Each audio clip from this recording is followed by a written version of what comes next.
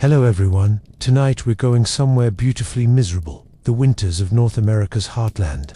Back when the snow didn't just fall, it hunted. Imagine trying to survive in a world where your central heating was a pile of dried buffalo dung, where one wrong breath could reveal your position to a starving wolf, and where even melting snow for water could cost you your last fire. These weren't just cold months, they were 9-month interrogations conducted by the weather itself.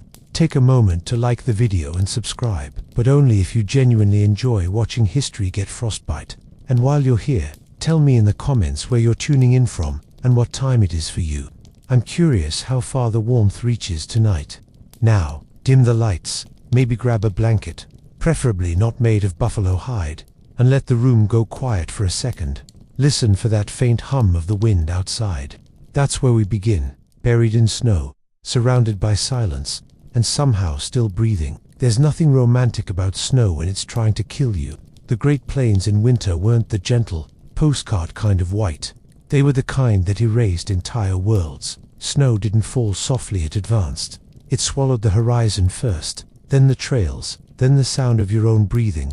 For most of human history, this wasn't a landscape, it was an ambush. The wind didn't whistle, it screamed like something ancient and offended. Temperatures fell so low they stopped feeling like numbers and started feeling like punishment. At -30 degrees Celsius, even the air seemed to splinter. When the sky turned that flat, metallic grey, the color of despair and old tin, everyone knew the rules changed.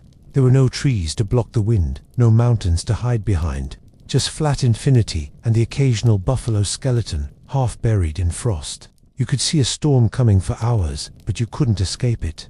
It was like being hunted in slow motion. People who lived there, Lakota, Cheyenne, Mandan, Arikara, didn't think of winter as a season. It was a personality, and not a pleasant one. They treated it with a mixture of fear, respect, and logistical precision. The modern notion of winter blues would have sounded adorable to them. Depression was a luxury you couldn't afford when your eyelids could freeze shut mid-blink. Every action before the first snowfall was a form of preemptive apology to nature.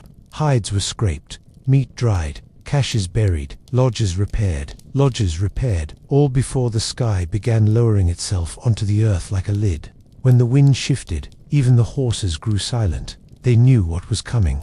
The blizzards moved across the plains with military efficiency, marching in white columns that reduced visibility to the length of a single outstretched arm.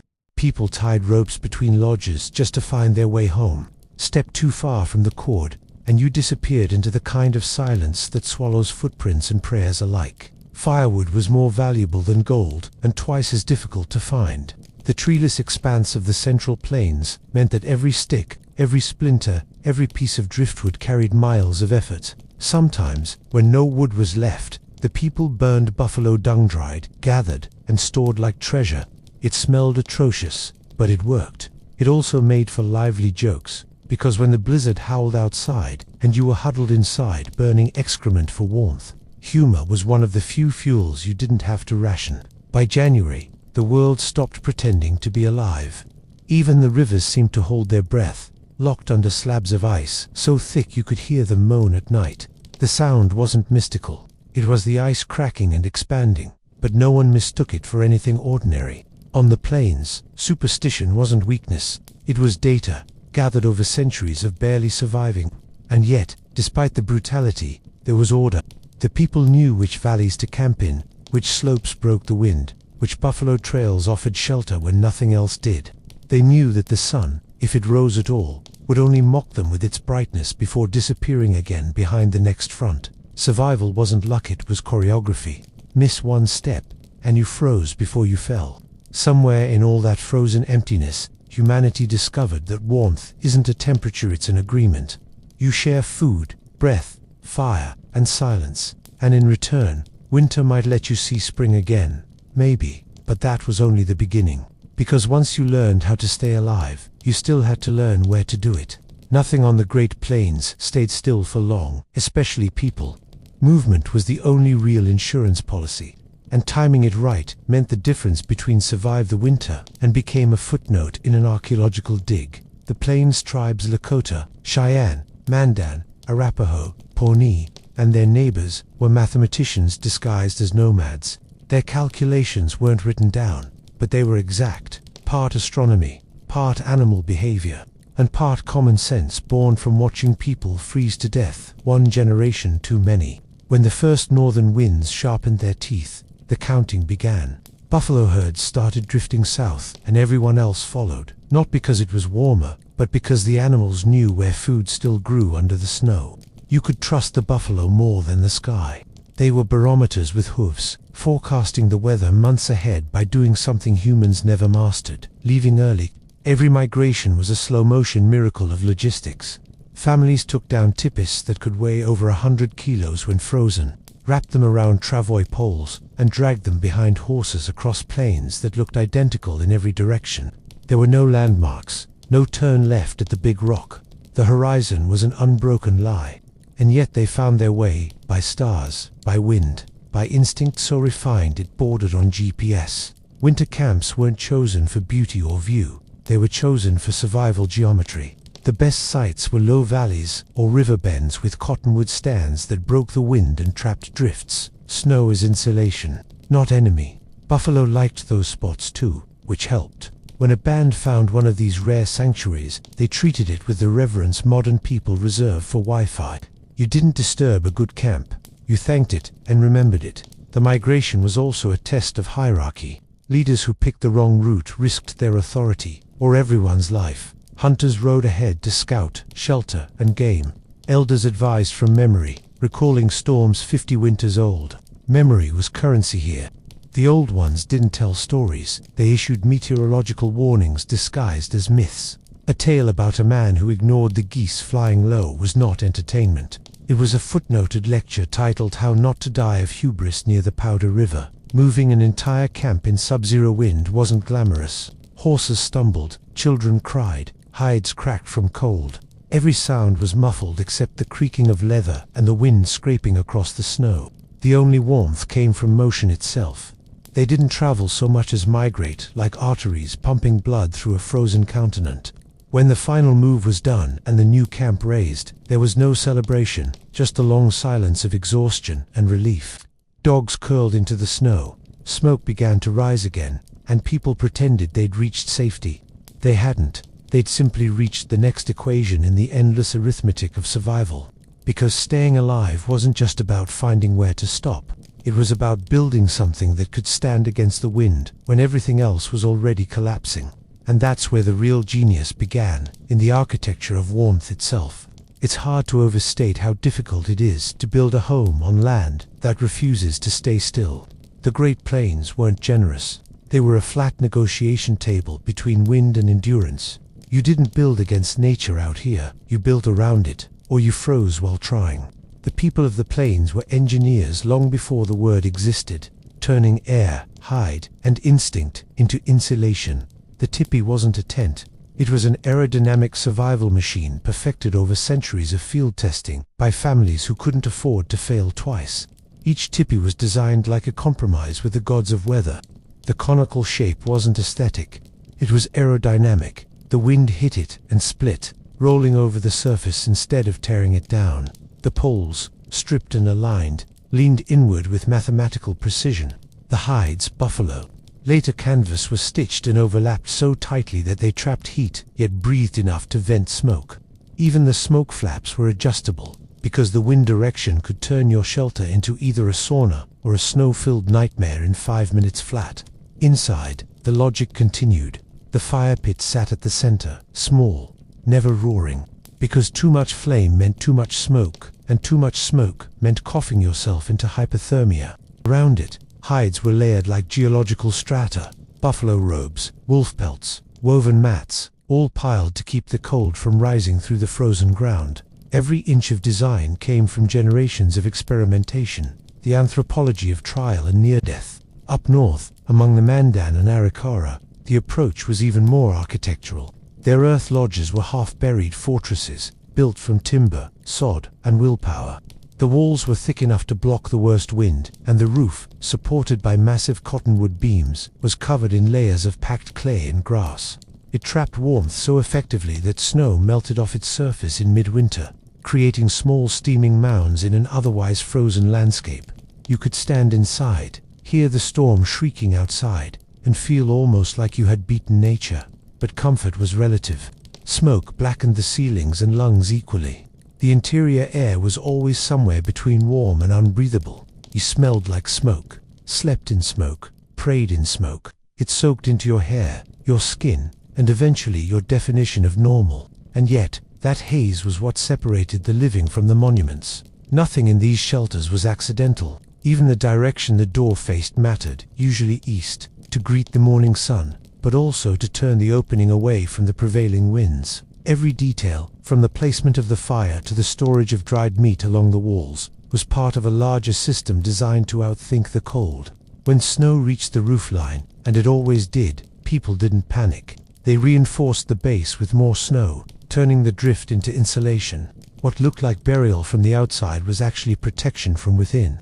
The plains people understood something modern builders forgot, that warmth isn't about heat.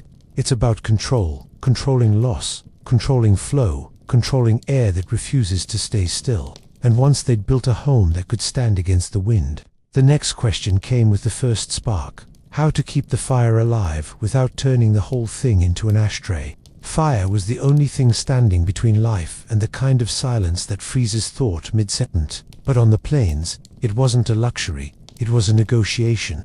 You didn't just light a fire, you earned it. Every ember came from miles of scavenging and a precise balance between oxygen, fuel, and patience. People like to think of the Great Plains as endless grasslands. In winter, they were endless nothing. Wood was rarer than mercy. Trees only grew along rivers or in deep ravines where the wind forgot to visit. So a family's supply of fuel was planned months ahead. Cottonwood, when they could find it, burned too fast. Willow produced heat that vanished before you could enjoy it. The real treasure was buffalo dung, dried and stacked in neat, unglamorous pyramids beside every lodge. They called them buffalo chips, which sounds charming until you realize it's literally manure that doubles as central heating. You had to let it dry for weeks, sometimes turning it in the sun like fine wine. When burned, it gave off steady heat, minimal smoke, and a smell that could best be described as character building. The fire was always small, controlled, efficient, and treated like a heartbeat. It sat in the middle of the lodge, surrounded by stones that stored warmth and reflected light onto walls the color of old amber. At night, the flicker turned everything into moving shadow. Families became silhouettes. Smoke twisted like a spirit, and the roof flaps above glowed faintly orange against the black sky. Managing that fire was an art form. Too much fuel, and the smoke thickened until eyes watered and lungs begged for mercy. Too little, and frost crept down the walls like a slow-moving predator. Children learned early that their nightly duty wasn't storytelling or song. It was banking the coals, covering them with ash so the fire slept instead of dying. Waking to a cold hearth meant starting from scratch, often with flint that refused to spark or tinder so damp it mocked your efforts. Smoke was its own resident deity. It chose where to go, usually not out the smoke flaps, but straight into your face. The design of tipis tried to coax it upward through an opening that could be widened or closed, depending on wind, but the plains had opinions of their own. Some nights, smoke lingered stubbornly, turning every conversation into a wheeze. People adapted. They sat low, faces near the ground where air was clearer, eyes red but alive. The smell of burning buffalo dung, mixed with hide and wood smoke, clung to every garment. Outsiders once called it primitive. Insiders called it home. There was a strange intimacy in that air. The shared breath of people, animals, and fire, circulating endlessly in a space smaller than a modern living room, yet containing an entire ecosystem of survival. And fire wasn't just warmth, it was company. The hiss and crackle were the soundtracks to long nights where wind beat the lodge like a drum. Around it, people sang softly, repaired tools, and carved bone needles by the glow. The smoke rose, carrying whispers and prayers to the dark outside, because on the plains, warmth wasn't measured by degrees. It was measured by how many breaths still condensed in the air come morning by weather. The fire, against all odds, had remembered to stay alive through the night. And even with a good fire, survival demanded something that lasted longer than flame, something that didn't spoil, rot, or vanish before the next blizzard arrived. When the world turned into a frozen museum, food wasn't just nourishment, it was prophecy. Every mouthful you ate in February had been predicted in July. The plains didn't allow improvisation. You couldn't hunt when the herds vanished under ice, and you couldn't fish when the rivers became glass. So the only real question each winter was whether you'd planned enough to outlast the snow, or whether you were about to discover what desperation tastes like. Preservation was both chemistry and devotion. The summer hunt wasn't a celebration of abundance, it was a race against decay. After the buffalo fell, the air filled with the rhythm of knives, hundreds of hands slicing meat into long ribbons, thin enough to dry before bacteria remembered how to exist. The sun did the rest. Once crisped, the strips were pounded with fat and crushed berries into dense, brown bricks known as pemmican. It didn't look like much, but it could outlive the hunter who made it. Pemmican was the miracle food of the plains, portable, calorie-dense, and borderline immortal. One pouch could keep you alive through a blizzard or a siege, depending on which came first. It didn't spoil, it didn't freeze solid, and it could be eaten raw or boiled into a kind of soup that tasted like despair but worked like medicine. When the nights grew long and cruel, families measured safety not in warmth, but in how many bags of pemmican still hung from the rafters. It wasn't the only insurance. Wild turnips, choke cherries, and corn were dried or cached underground in pits, sealed with grass and clay, primitive refrigerators that fooled both wolves and frost. These pits dotted the plains like invisible lifelines. The Mandan and Hidatsa were especially skilled at it, creating entire subterranean pantries where hundreds of kilos of food could sleep untouched for months. The smell of these stores, earthy, slightly sweet, unmistakably alive, was the smell of relief. Because running out of food didn't mean go to the market. It meant walking into the wind and not coming back. Famine was never dramatic. It arrived quietly, disguised as smaller portions and longer silences around the fire. Protein wasn't wasted either. Marrow was scooped from bones and stored in hide bags. Tallow hardened into fuel for lamps and calories for later. Nothing was left to rot, not because of principle, but because decay was the enemy. In a world where you could freeze to death in your sleep, the concept of leftovers didn't exist. There was also the unspoken rule of communal hunger. If one family starved, others did too. A single shared meal during a storm wasn't generosity, it was strategy. You kept your neighbors alive because their survival raised your own odds. The act of passing dried meat across the fire was an unwritten treaty against extinction. And yet, even the best planners had limits. A blizzard could last weeks. Hunting could fail. A cache could be found by wolves. That's when the hierarchy of food blurred. Dogs were fed less, roots were chewed raw, and hope itself became a kind of ration. Still, through it all, the people of the plains understood something modern diets forget. That food isn't luxury, or comfort, or flavor. It's continuity. It's the stubborn refusal of life to end quietly. But eating meant little without the right protection, because warmth couldn't just live in your stomach. It had to be worn on your skin. Warmth on the plains wasn't something you felt. It was something you built. Every piece of clothing was an argument against extinction, layer after layer of defiance, stitched by hands that understood what a -30-degree wind could do to human flesh. You didn't dress for fashion. You dressed like the weather was out for revenge. The women, because it was almost always women, were the quiet engineers of survival. They knew which hides breathed, which trapped heat, and which turned stiff as stone when frozen. Buffalo was king, thick, oily, and lined with hair dense enough to mock the wind.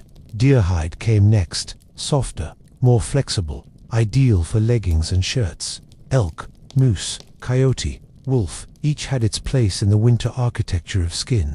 Tanning was chemistry disguised as tradition. Brains were used as emulsifiers, smoke as sealant, patience as currency. The result wasn't fabric, it was armor. Garments were layered strategically, fur side in to trap heat, smooth side out to block snow. Women sewed with sinew, not thread, because sinew shrank when wet, tightening the seams naturally. It was, in effect, the world's first self-sealing technology, minus the patent. Footwear demanded its own genius. Moccasins, lined with rabbit fur and wrapped in extra hide, were worn inside overshoes made from buffalo leg skins. People carried spare pairs, because wet shoes froze faster than gossip.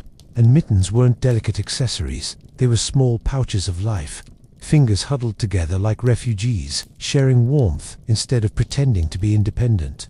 Every sound in winter was muted except the soft creak of frozen hide. People moved like quiet machinery, muffled, layered, deliberate.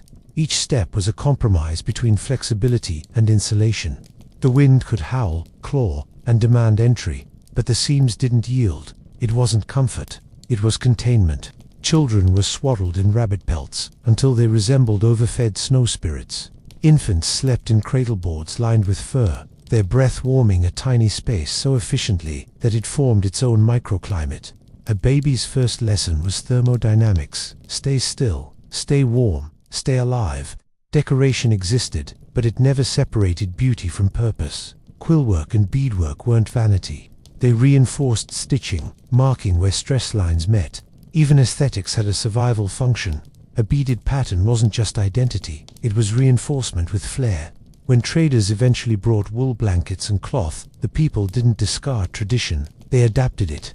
Blankets became cloaks, layered with hides, cut into coats. Adaptation wasn't surrender, it was evolution under duress. A good winter outfit could weigh 30 pounds, smell faintly of smoke and fat, and keep you alive in temperatures that could crack rock. The irony was that the only part of the body exposed to the cold, the face, was the one that revealed how well the system worked. Frost gathered on eyebrows, lashes, and hair until everyone looked ancient and ghostly. In those moments, survival had its own aesthetic, shimmering, silent, slightly supernatural. And under all that fur and hide, there was still one resource that no clothing could protect: water. Because on the plains, dying of thirst surrounded by snow wasn't a metaphor, it was a daily risk. There's a cruel sort of comedy in freezing to death while surrounded by the planet's largest supply of water. The Great Plains in winter were proof that nature has a dark sense of humor. Everything around you is technically drinkable, glittering, beautiful, and fatal if you tried it wrong. Melted snow could save your life, but it could also take it if you used too much fuel or too little sense. Water wasn't fetched, it was negotiated. Rivers froze solid from bank to bank, their surfaces gleaming like glass and groaning like something alive underneath. People chipped holes through the ice with stone tools or iron axes when trade goods allowed, scooping water by the handful before it froze. You had seconds before the hole sealed again, locking your reflection inside like a ghost.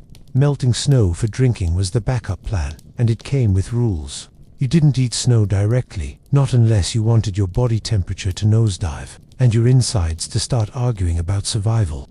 You gathered it in hide bags or clay pots and held it near the fire, turning it to water slowly, always watching the fuel, because fuel was life, and melting snow was the hungriest task of all. A single pot of water might devour the night's entire heat supply, so every sip had to be balanced against the risk of freezing later. It was a strange arithmetic, thirst versus warmth. And since dehydration didn't feel like danger at first, no sweat, no warning, it crept in quietly, numbing judgment long before limbs. The women, again, were the scientists of this operation. They learned to catch frost melt from hides hung near the smoke flaps, to collect icicles dripping from lodge edges, to save the last lukewarm inch of cooking water and reboil it with bone fragments. Efficiency wasn't thriftiness, it was ritual. Nothing, not even condensation, went to waste. Sometimes, when blizzards buried everything, people melted snow in their hands, pressing it into leather pouches warmed against their bodies. The resulting trickle was just enough to wet lips, not enough to satisfy. But satisfaction wasn't the point. Continuity was. Snow also shaped etiquette. In midwinter, offering someone water was a gesture of trust, not because it was scarce, but because it represented fire, labor, and a piece of your own body heat. You could share meat easily. Water meant giving time and warmth. There was no word for that kind of generosity in English, but on the plains it was understood without needing to be spoken. And yet, even with all this care, dehydration came for the careless. Lips cracked until they bled, tongues swelled, skin turned to parchment. The body could survive hunger for weeks, but thirst was faster, meaner. People who wandered away from camp sometimes died with snow on their faces, mouths open, as if mocking the joke of it all. Still, the plains people mastered the paradox, finding life in the same element that threatened it. They knew that water, like the wind, had to be respected more than trusted. And in that same logic, they looked to the animals, not as metaphors, but as instructors. Because if anyone knew how to survive in a frozen desert, it was the ones who never built fires at all. Long before satellites or weather apps, there were buffalo, and prairie dogs, and geese, and 1,000 other non-human barometers who read the land better than any priest or politician. On the Great Plains, animals weren't background scenery. They were the unofficial meteorological department. You watched them because not watching them got you killed. The buffalo were the first and most reliable prophets. When herds began drifting south, people packed their tipis without debate. It wasn't instinct, it was policy. Buffalo didn't move for comfort, they moved for survival. Their migration mapped the seasons more accurately than any human calendar carved on bone. Follow the herds and you'd find grass, water, and a few degrees of mercy. Stay behind and you'd find fossils. The buffalo also built civilization one hide at a time.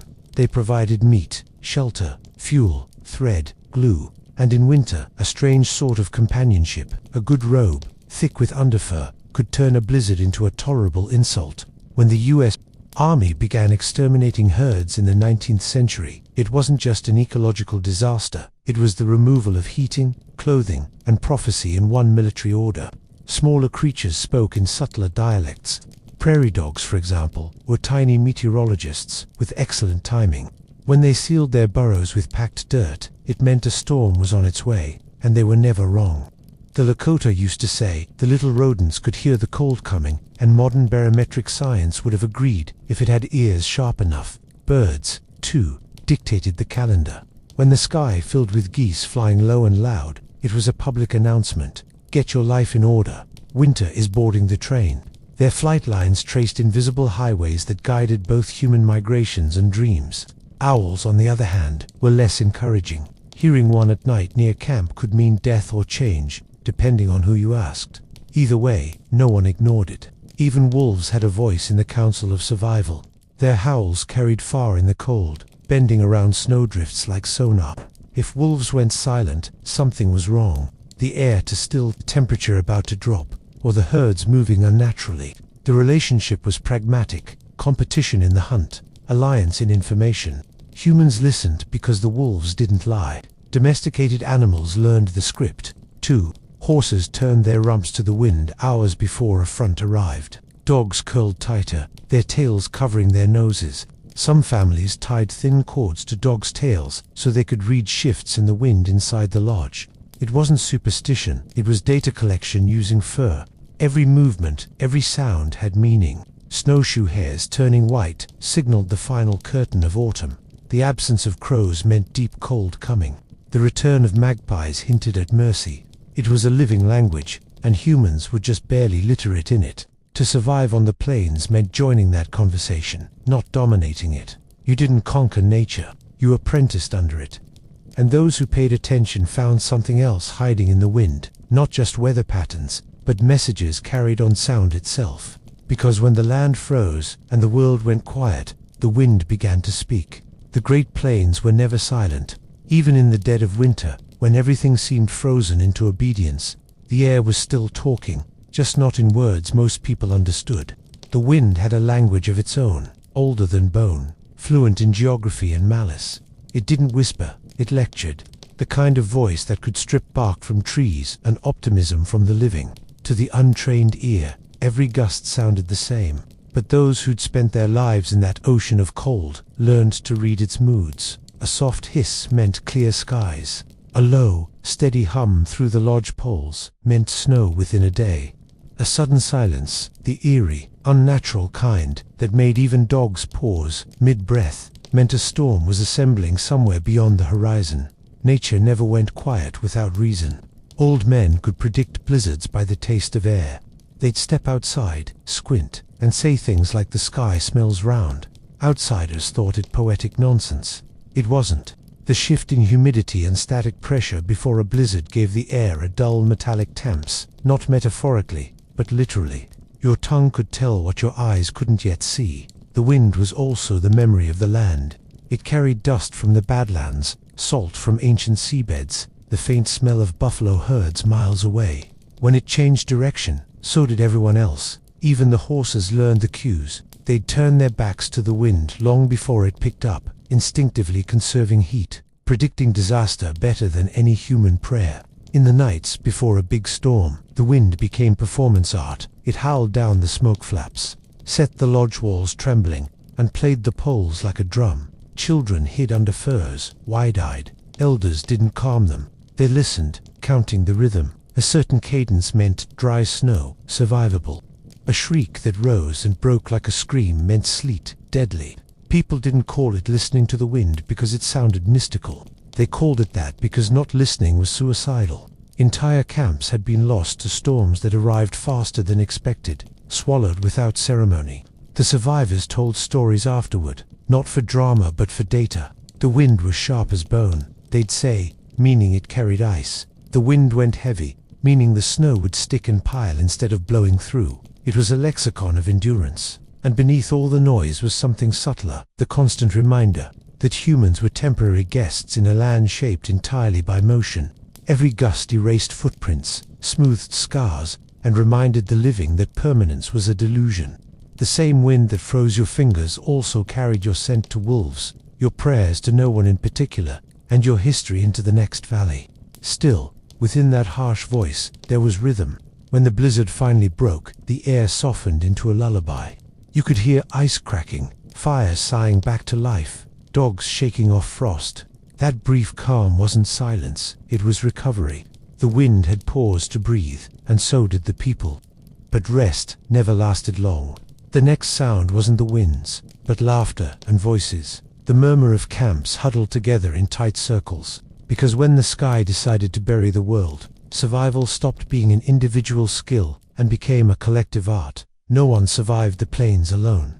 That wasn't philosophy, it was physics. When the temperature dropped low enough to freeze breath mid-air, warmth became a group project. Community wasn't sentimental, it was thermal regulation. The lone wanderer, the stoic individualist, those were myths invented by people who'd never heard their own bones ache from cold.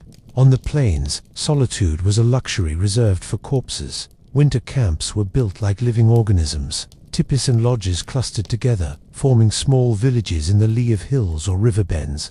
Each shelter contributed its body heat to the others. Smoke rose in slow, synchronized spirals, as if the entire camp were breathing through one pair of lungs. The space between lodges was narrow by design, a kind of architecture of intimacy. The closer you lived, the more you survived. Inside, life rotated around the fire, but it was the shared fire that mattered most. Neighbors visited constantly, not for gossip but for maintenance, exchanging warmth, fuel, food, and conversation in equal measure. Each visit was insurance. If your fire goes out, come here. That wasn't hospitality, it was law. Food, too, belonged to everyone, in theory, and to no one entirely. A hunter's kill might feed 10 households. A family with surplus pemmican stored it for the ones who'd miscalculated. It wasn't charity, because debt didn't exist in a system where tomorrow's storm might erase the distinction between the generous and the grateful. What kept the camp alive wasn't fairness, it was circulation. The elders sat closest to the fire, not as a privilege, but as data centers. Their stories weren't entertainment. They were the oral equivalent of survival manuals. Each tale was a case study disguised as myth. How one ancestor found shelter, how another froze in pride, how the wind favored the patient. Laughter punctuated the lessons, because humor softened fear. If you could laugh at winter, you had already beaten part of it. Children learned early that silence was sacred. When storms pressed against the lodges, everyone lowered their voices. The cold outside had ears, so people spoke softly, and stories became whispers that threaded through the smoke like music. There was rhythm even in breathing. Families slept close, side by side, wrapped in furs, their collective warmth turning the air thick and survivable. Sometimes, when the snow finally stopped, there'd be a kind of fragile celebration. A few voices would sing, low and slow, not to gods, but to the weather itself, a truce song. Drums were too risky in deep cold. The skin froze and split, so people sang with their throats and feet, stamping in rhythm to prove they were still here. The song wasn't for joy, it was proof of existence. In these tight winter circles, power didn't belong to the strongest, but to the most dependable. The one who could mend a hide, calm a child, or keep a fire alive became more essential than any warrior. Survival had no hierarchy, only function. The measure of greatness was warmth, and when warmth ran out, it wasn't despair that held the camp together. It was routine, that quiet, unspoken agreement to keep doing the next necessary thing. You got up, tended the fire, checked the neighbors, shared what was left. The plains had a way of stripping heroism down to competence. Still, even competence needed its softest miracle: how to keep the smallest bodies alive when even the air itself turned predatory. Because if the adults fought the cold with skill, the children survived it through the genius of maternal design. Keeping a baby alive on the winter plains was an act of engineering disguised as tenderness. Infants are basically tiny furnaces with terrible insulation. Adorable, yes, but profoundly unfit for -30 degrees Celsius winds. Yet somehow, they survived. Not because of luck or miracles, but because mothers knew how to build warmth from almost nothing. Survival was a skill passed down in lullabies. The first rule: never let cold air touch new skin. Babies were kept in fur-lined cradle boards, swaddled so tightly in rabbit, deer, or buffalo hair that they barely moved. The cradle itself wasn't just a carrier, it was a portable habitat, sealed and layered like an early version of a space capsule. Only the face peeked out, framed by soft fur that caught each exhale and recycled the warmth back in. You could see frost form around the rim, proof that heat was being trapped, life retained. Mothers carried these small bundles against their own chests, sharing breath and heartbeat through hide layers. There were no bottles too warm, no strollers to push, just skin, rhythm, and vigilance. The child's body temperature was monitored, not with thermometers, but by instinct: a hand to the cheek, a breath across the nose, a mother's intuition so finely tuned it could compete with meteorology. Inside the lodges, infants were placed near the fire, but never in direct line of smoke. To close, and lungs filled with ash. Too far, and frost crept back in. The sweet spot was somewhere between survival and suffocation, and every mother learned it. Even the smoke, though hated, had purpose. It cured hides, repelled insects, and coated the baby's cradle in a thin film of soot that acted as natural insulation. Warmth and filth went hand in hand. Nights were the true tests. Mothers stayed half awake, feeding embers with one hand, while checking the child with the other. Babies slept through wind that could rattle the poles, because the fire and heartbeat merged into the same steady sound, the ancient soundtrack of endurance. Crying was rare, not because babies didn't cry, but because the air was too cold for long wailing. Mothers learned to quiet them fast, not out of impatience, but because a screaming child loses heat faster than any flame can give it back. There were small inventions, too. Fur hoods that caught condensation from the child's breath, rabbit hair plugs in ears during high wind, even warmed stones wrapped in hide and tucked near the cradle. Nothing wasted, nothing improvised, every detail refined by centuries of repetition. But perhaps the most brilliant design was social. Babies were everyone's concern. Aunts, grandmothers, even older siblings took turns tending fires and checking the smallest sleepers. A crying infant was never ignored. It was a communal alarm clock announcing that the night wasn't over and the cold was still winning. To outsiders, the idea of raising children in those conditions sounds tragic. To those who lived it, it was simply rhythm. Children learned to survive by listening, not to lessons, but to silence. The quiet hum of breathing, the soft hiss of snow on hide, the unspoken agreement that life, however fragile, was a duty shared. And when those same children grew older, the silence became their teacher. Because the next stage of survival, the hunt, demanded not warmth, but stillness. Winter hunting on the plains wasn't the dramatic, galloping spectacle painters later imagined. There were no heroic charges through snowdrifts or cinematic showdowns with beasts. Hunting in deep cold was slow, quiet, and deeply humiliating if you made a sound. The animals were hungrier, sharper, and more suspicious than ever, and they had fur, which gave them the unfair advantage of not dying instantly if the wind shifted. The hunters moved like ghosts, wrapped in hides so thick they barely bent their knees. Every creak of leather sounded like a shout. Bows were swaddled in hide, bowstrings kept under furs to stop them from freezing stiff. Arrowheads were warmed before use. Cold metal shattered bone, but also fingers. The rule was simple: make no unnecessary sound, waste no unnecessary motion, and never, ever, let your breath fog where prey could see it. The snow betrayed everyone. It squeaked, crunched, whispered gossip to the deer, so hunters spread their weight. stepping toe first, hill never touching down fully. They read the wind the way priests read omens, by taste and by feel, knowing one wrong exhale could carry a human scent across half a valley. You didn't stalk animals on the winter plains, you negotiated terms with them. Buffalo were still the prize, though by midwinter they were lean and wary, their hides thick as armor. A single kill could feed a camp for days, but approaching one meant hours of crawling, freezing, and pretending to be snow. When the shot finally came, an arrow or a spear, depending on the age of the story, the silence broke for only a heartbeat. Then came work, long, cold, gruesome work. Every part of the animal was used before frost claimed it. Meat was sliced immediately, laid on rawhide sheets, or frozen solid for later. Blood was collected, warm and steaming to drink before it turned to crimson slush. Bones were split for marrow, sinew peeled for thread. Even the stomach became a vessel for storing fat, because nothing on the plains ever went to waste, not even discussed. Sometimes, when the herds vanished entirely, smaller prey filled the gap. Rabbits, birds, even prairie dogs. A well-placed snare meant another night of warmth. But winter hunting wasn't about heroism. It was about preventing starvation from becoming an inevitability, and starvation had manners here. It announced itself days in advance with weakness, dizziness, and a sudden interest in boiled leather.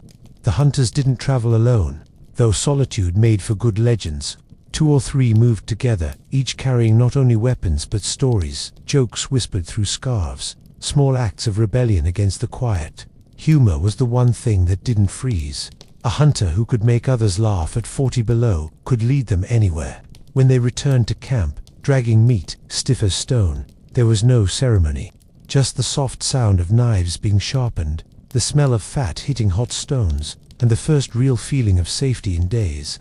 The hunt didn't end with the kill. It ended when the smoke rose, steady and blue, from the lodges again. But the true weight of survival wasn't measured in meat or hides. It was in the rituals that kept the spirit intact, the invisible architecture of belief that made endurance feel like meaning.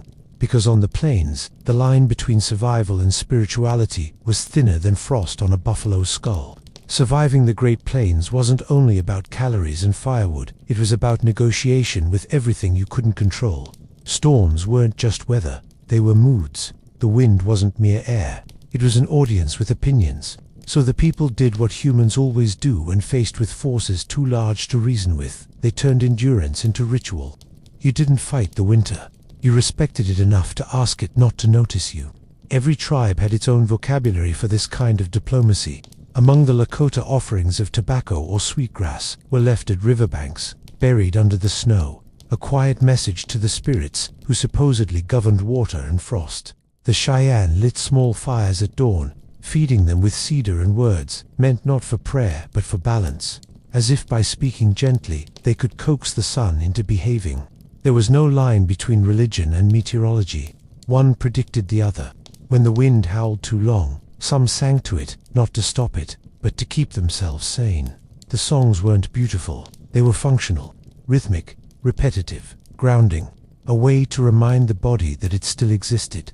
Children grew up learning that fear could be converted into sound, and that silence, left unchecked, could drive a mind toward ghosts. The winter also had its gods, or at least its recurring personalities. The northern wind was a character everyone knew, impatient, quick to anger, easily flattered. People spoke about it as if it were a volatile relative who needed constant appeasement. When the first snow fell, elders reminded the young to greet it respectfully. "Don't curse the cold," they'd say. "It's listening." And everyone believed it was.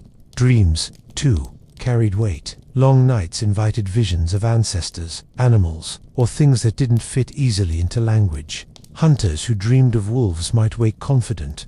Those who saw crows stayed quiet all day. The line between spiritual and practical blurred entirely. Interpreting a dream correctly could mean adjusting the next hunt, avoiding the wrong valley, surviving another week. Even daily chores were steeped in reverence. Fire wasn't just lit, it was fed. Meat wasn't cooked, it was thanked before eating. A few scraps were cast into the flames for those who couldn't eat anymore, the ancestors, the lost, or whoever might be listening. To outsiders, it might look like superstition. To those living it, it was risk management on a cosmic scale. The Mandan, who wintered in earth lodges along the Missouri, told stories of spirits that walked in storms, not monsters, but auditors checking whether the living still remembered their manners. When the snow hissed against the door, people stayed quiet, respectful, even still. Movement could be misinterpreted. There was comfort in imagining that suffering had witnesses. Ritual was how the plains people insulated the mind when the body ran out of defenses. You could lose a hunt, lose your fire, even lose your way, but if you still knew the right words to sing into the wind, you weren't lost completely. And when that wind finally passed, leaving the camp half buried and the world eerily still, another ritual began, not one of worship, but of counting. Because every act of survival came with a cost, and the plains always collected their due in full. When everything froze, belief was the one thing that stayed warm. Life on that open land wasn't just physical endurance, it was a conversation with the invisible. People didn't pray for survival, they prayed with it. The cold didn't care who you were, so you gave it respect, not resistance. Spiritual life wasn't about conquest or comfort, it was insulation for the soul. Storms were never just weather, they were personalities, moody, watchful, easily offended. The wind carried its own temperament, the snow its own verdict. Before a blizzard, families lit the fire in silence, offering tobacco to the flames, not because they thought the storm would stop, but because acknowledging its power was a form of negotiation. You bowed to nature so it wouldn't flatten you completely. Songs filled the gaps that tools couldn't fix. Low chants, often wordless, rose and fell with the rhythm of breathing. The sound wasn't meant to reach the sky, it was meant to hold the air together. Voices in unison kept fear from splintering the camp.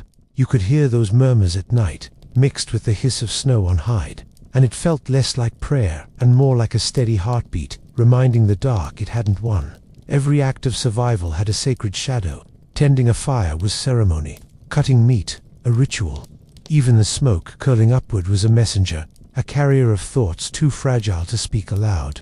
The divide between practical and spiritual didn't exist, because the world didn't give you the privilege of separating them. You thanked the buffalo before skinning it. You greeted the dawn not because it was pretty, but because you were still here to see it. Winter tested more than bodies, it tested trust in unseen forces. Some called them spirits, others simply the helpers. The snow, the fire, the animals, all of them part of a network of mutual recognition. Disrespect one, and the others noticed. The people didn't worship nature as something above them. They lived inside it, like organs in a body. You didn't survive against it, you survived through it. When sickness came, frostbite, fever or despair, healers turned to both medicine and memory. They brewed roots into teas, burned sage, whispered names into the smoke. Modern language calls it superstition, but what it really was psychological armor. If you believed the wind listened, you weren't alone. If you thought the fire had intentions, you'd tend it more carefully. Faith, in that world, was functional. Rituals also preserved sanity. When days passed without sun, people held small gatherings, sharing dreams, retelling visions, reinterpreting omens. It wasn't mystical posturing, it was therapy with drums. Each story reaffirmed that meaning still existed, even when nothing else did. The belief system was both philosophy and insulation, invisible fur against invisible cold. And when spring finally hinted at return, a faint softening of wind, a raven's call that didn't sound like hunger, people didn't celebrate immediately. They waited. Gratitude came slowly, with caution, because survival was never guaranteed until the thaw revealed who hadn't made it. And every year, the thaw brought reminders, bones, tools, half-buried remnants of those who'd miscalculated the dialogue between human and season. Because the cost of one mistake wasn't theoretical, it was permanent. Winter didn't forgive. It didn't even bother to notice. One wrong move, one forgotten rope, one cracked water pot, one slightly misjudged storm, and the land erased you like a smudge on glass. There were no second chances, no noble deaths, no poetic last words whispered into the snow. People vanished mid-step, mid-thought, mid-life. Their absence explained later by the kind of silence that made everyone suddenly busy with the fire. The margin for error was microscopic. Leave a tippy flap untied, and the wind could shred the hide to ribbons before morning. Neglect to bank the embers, and you'd wake to ice on your blanket and breath frozen to your lips. Misread a cloud bank, and the storm arrived hours early. burying everything you'd built under 3 meters of indifference. The weather never punished, it simply performed quality control. Hunting parties that ventured too far sometimes didn't come back, not because of drama, but because distances lied in the cold. The horizon looked closer, the sun hung lower, and the mind, dulled by hunger and windburn, stopped counting steps. Tracks filled in minutes. The compass became a rumor, and the snow turned from ground into sky, until direction itself disappeared. When the search parties went out, they didn't hope to find survivors. They hoped to find outlines, the faint mound where someone had curled into their final decision. Bodies were discovered sitting upright, as if simply resting. That was the cruelest part. Death here was quiet. It came without theatrics, just sleep mistaken for surrender. But the mistakes weren't always fatal in the immediate sense. Sometimes they lived on as shortages, a misplaced food cache, a broken tool, a misjudged ration. A small oversight in November could echo into March, thinning the entire camp one cough at a time. The old ones noticed first. They'd stop eating. To help the children, they'd say, but everyone knew it was a form of accounting. Self-erasure as resource management. These errors became stories, recorded not in ink but in memory. Each loss was filed under a moral. Tie your flap, check your smoke, never trust the stillness. Winter was a teacher who charged tuition in flesh. The people learned fast because they had to, and every generation refined the lesson. The rituals, the schedules, the superstitions, they were all survival protocols with poetic packaging. Even so, not every tragedy was preventable. Sometimes, everything was done right, and the wind just decided otherwise. You could be clever, disciplined, perfectly prepared, and still lose.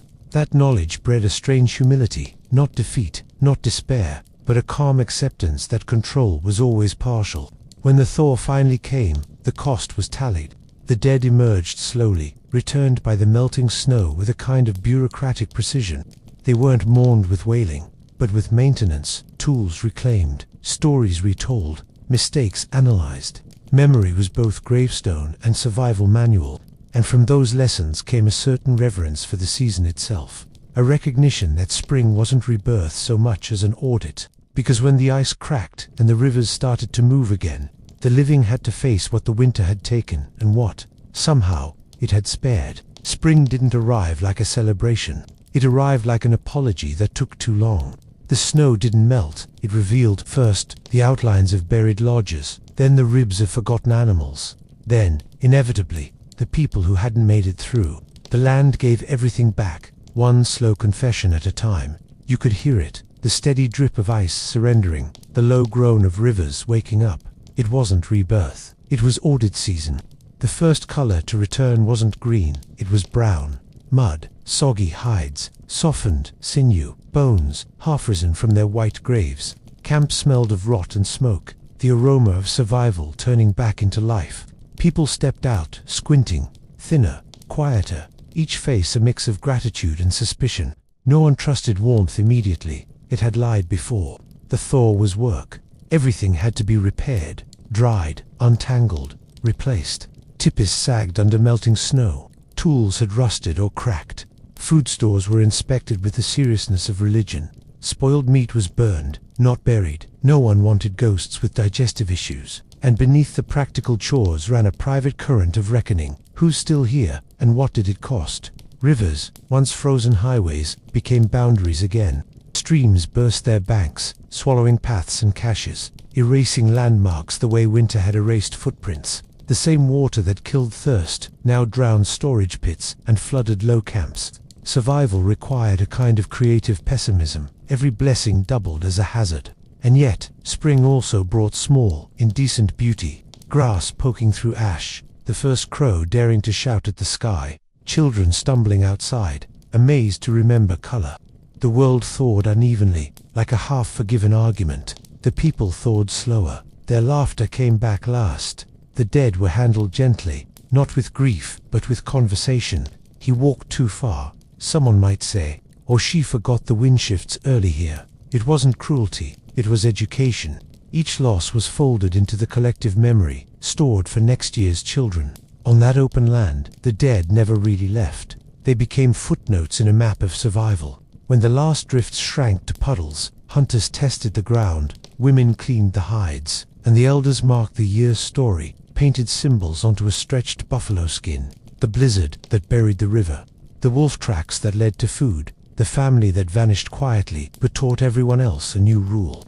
These were the winter counts, the ledgers of existence. By the time the grass turned fully green, the people were already preparing again, because spring wasn't reprieve. It was the start of another countdown. Summer meant hunts, harvests, trade, all the frantic prelude to the next freeze.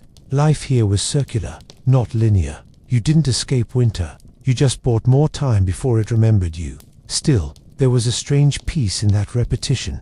The snow would always come back, the wind would always test the walls, and people, stubborn, funny, endlessly adjusting, would always answer. Because the secret of survival in a land that tried so hard to kill you wasn't strength, or faith, or luck. It was the quiet understanding that endurance itself is a kind of culture, one written not in books, but in footprints that vanish, season after season, into melting snow. Heat, as it turns out, is overrated. The earliest humans learned that lesson somewhere between the mammoth steppe and the edge of an ice sheet. When the wood ran out, the wind stopped negotiating, and fire became a rumor. Out there, warmth wasn't something you made, it was something you kept from leaving. The trick wasn't to chase heat, but to trap what little already existed. Archaeologists like to praise the mastery of fire, but what really deserves applause is the moment humanity realized that smoke and flesh could do most of the work if you were clever enough. Caves were nice, sure, but temporary. What mattered was insulation, air that stayed still, hides that sealed, and bodies that behaved like radiators with opinions. The first shelters were not triumphs of architecture. They were desperate equations. How much skin, fur, and patience does it take to stop freezing to death tonight? Fire wasn't dependable. You could run out of fuel, or oxygen, or time. In places where trees existed only as rumors, the Eurasian tundra, the high Arctic, the northern plains, people found other ways to cheat the cold. They built smaller spaces, not grander ones.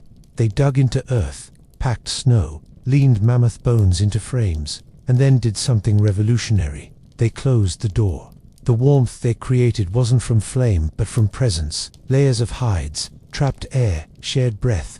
You could almost call it accidental physics. When enough bodies stayed still in a small enough space, the temperature rose just enough to fool death into waiting. It was warmth without combustion, a system so efficient that even modern thermal engineers begrudgingly admire it. Inside these makeshift dens, light came from oil lamps or embers, but heat came from life itself. The walls absorbed it, the hides contained it, and the air turned thick and smoky, equal parts comfort and carbon dioxide. Breathing became a communal effort. It wasn't romantic, more like mildly organized suffocation. But it worked. And then there was smoke, the accidental savior. Too much of it killed you slowly. Just enough turned the ceiling into insulation.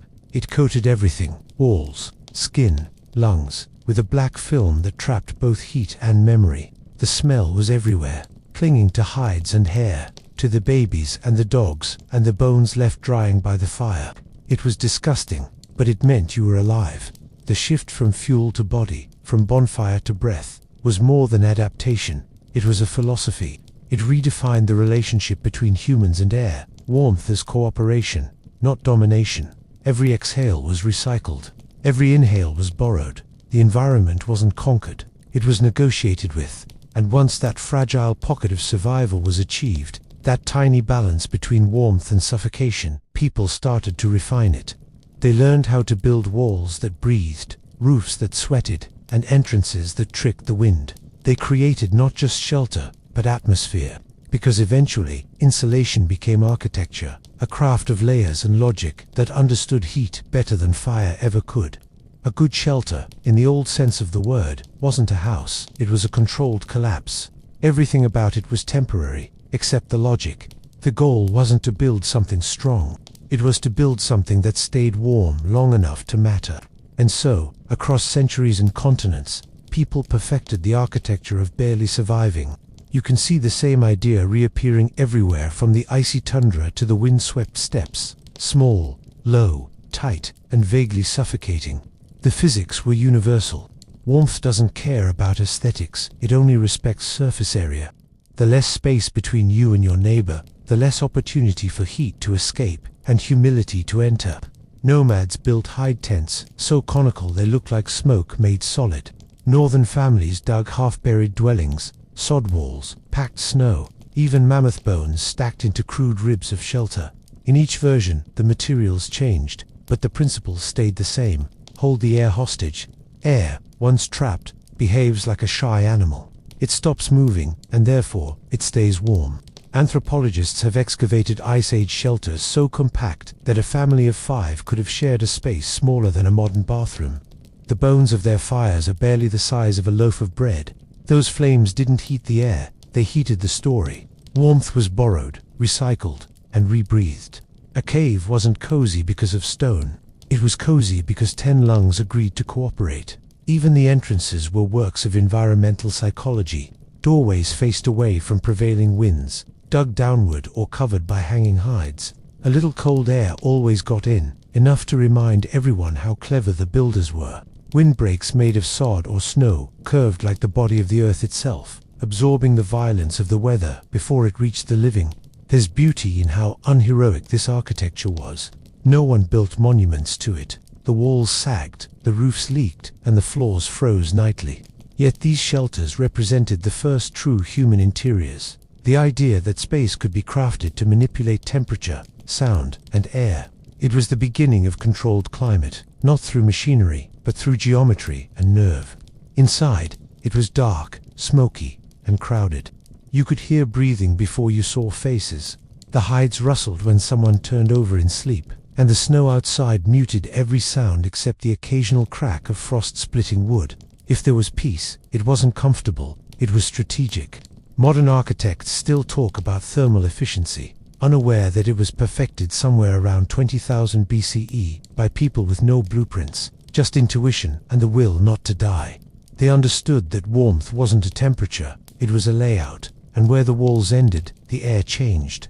That thin line between inside and out became the true invention, the creation of atmosphere itself, one breath at a time. But air, when it refused to leave, brought a new companion with it, something irritating, blinding, and surprisingly useful: smoke. To modern sensibilities, smoke is a nuisance, a sign that something's malfunctioning.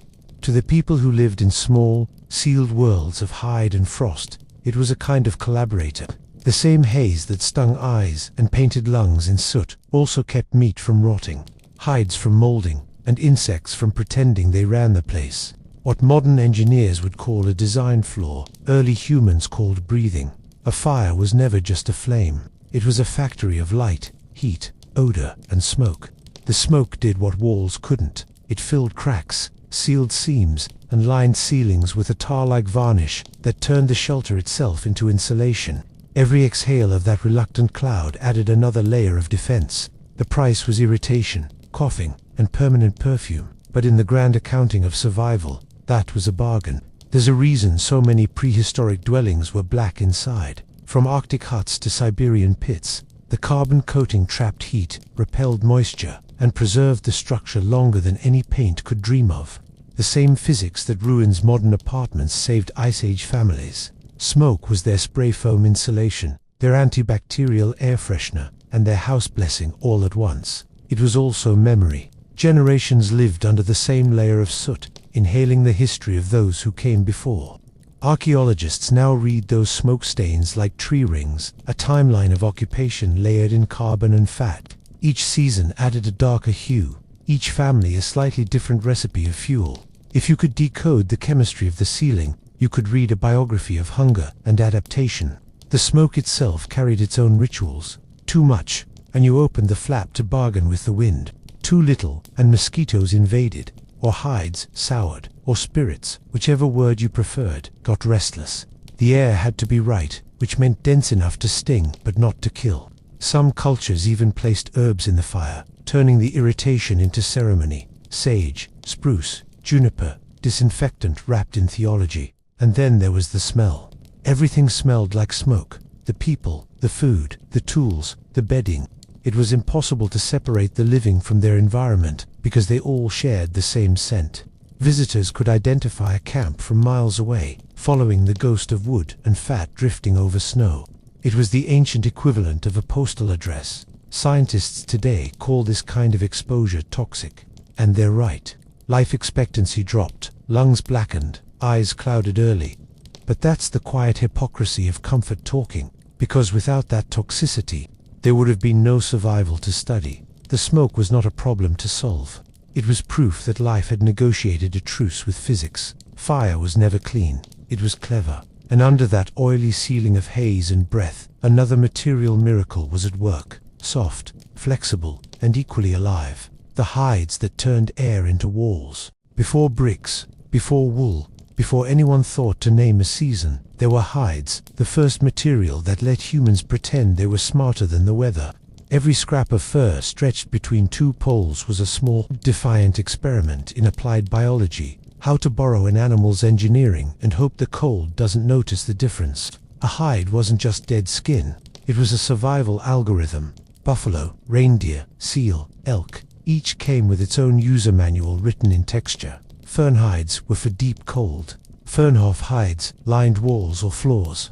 Oil-soaked ones became windbreaks. You could build an entire household from the remains of one well-chosen beast. Anthropologists later called it material culture. The people who lived it called it Tuesday. Tanning was less of a craft and more of an intimate act of chemistry. Brains were used to soften the skin. Yes, actual brains, because the same fatty acids that powered thought also made leather supple. Smoke finished the job, sealing pores and waterproofing the surface in a slow, fragrant cloud of practicality. Every lodge, every pair of leggings, every sleeping robe was the result of someone's genius in reverse engineering anatomy. Women were the master technicians of this quiet science. Their hands learned to read texture the way others read weather, by feel.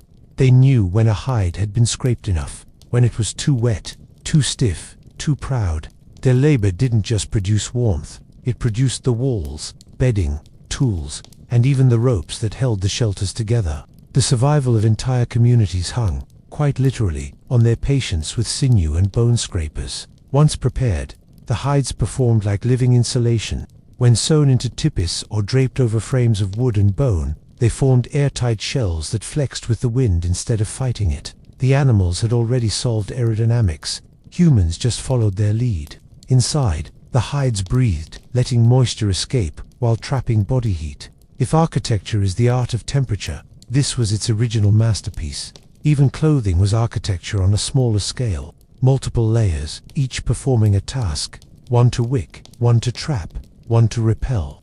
The earliest jackets were less fashion statements and more arguments against hypothermia. Stitching wasn't decorative, it was literal life support.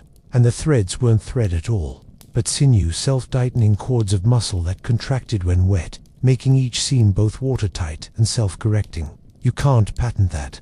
The hides carried memory. Over time, they absorbed smoke, oils, breath, and blood, the signature scent of existence. Every family had its own olfactory fingerprint, a blend of species and effort. Visitors didn't knock, they smelled where they were.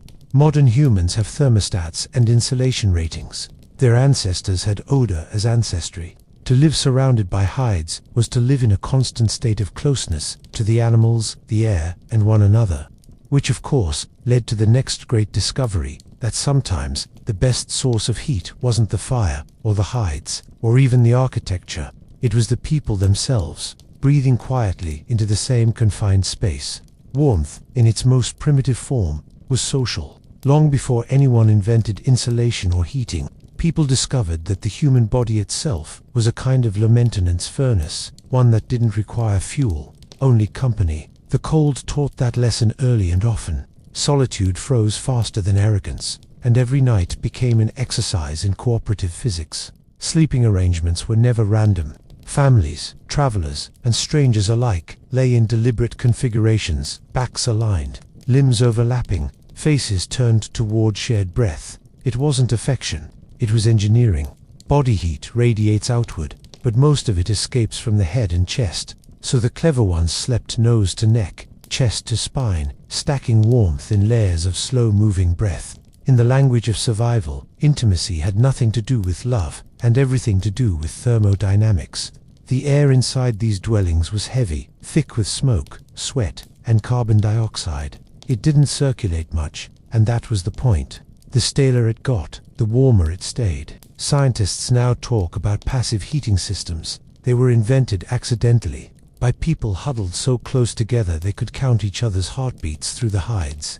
Children and elders were placed in the center, not out of sentimentality, but because that's where the temperature gradient peaked. Dogs were the unofficial outer insulation, curled at the edges of sleeping spaces like living fur blankets. There's an old anthropological phrase, three-dog night, and it isn't metaphor, it's measurement.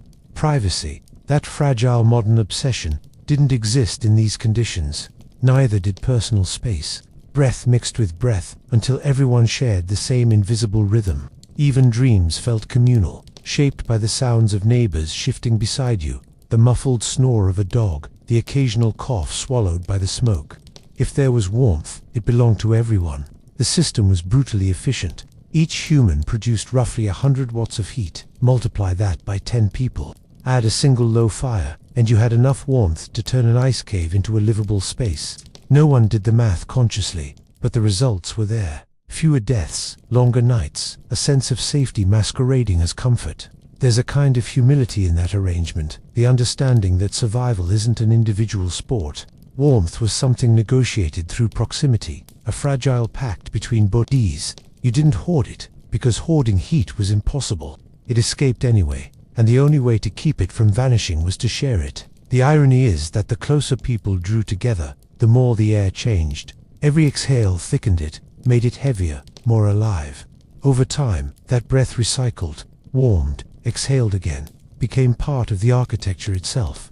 It clung to hides, condensed on ceilings, and dripped down as a reminder that even air has memory. And in that strange, enclosed atmosphere, warmth wasn't just something people created. It became something they lived inside of, their breath turning into weather, their voices into temperature, which leads to the quietest miracle of all. The way breath itself became a kind of atmosphere, invisible, rhythmic, and shared.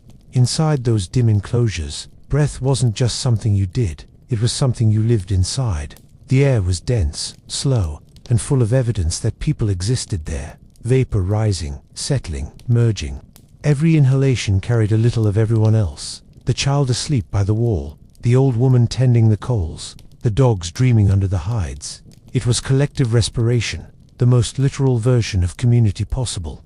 The atmosphere had a sound to it, a kind of low, steady hum, the creak of hides, the crackle of fire, the muffled chorus of human lungs working in unison. Step inside from the cold and you could hear the air before you felt it, thick, wet, and warm in the way that comes only from living things.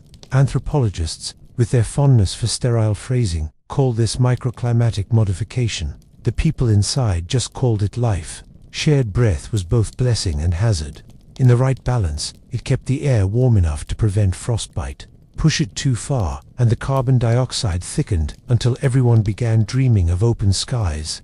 People learned to manage it intuitively, opening a flap just long enough to let the cold bite, then closing it again before the warmth fled. You could tell a good firekeeper not by how bright the flames burned, but by how breathable the air still felt at dawn.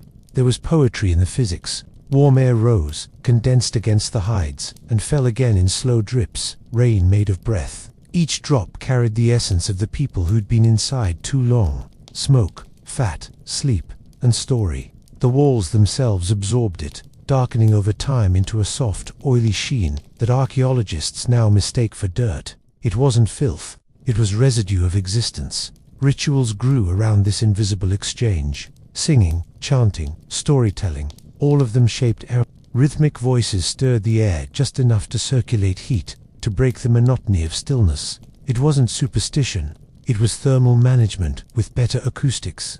A house without voices froze faster. The hush of silence was never comfort, it was warning.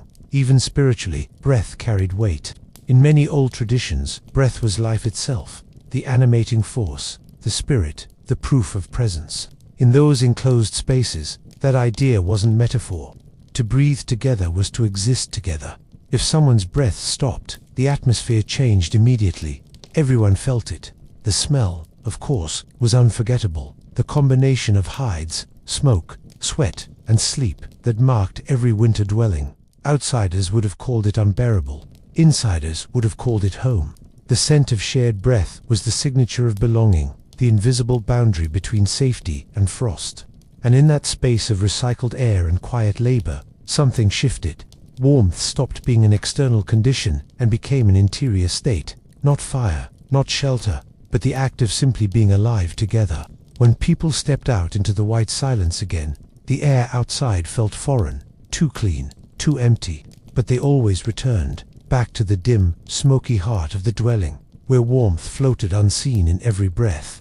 And there, under that soft glow of embers, fire itself took on a new role, less as heat, more as presence, a small sun around which everything human revolved. The fire in those cramped shelters was never the roaring kind. It didn't leap or blaze or perform.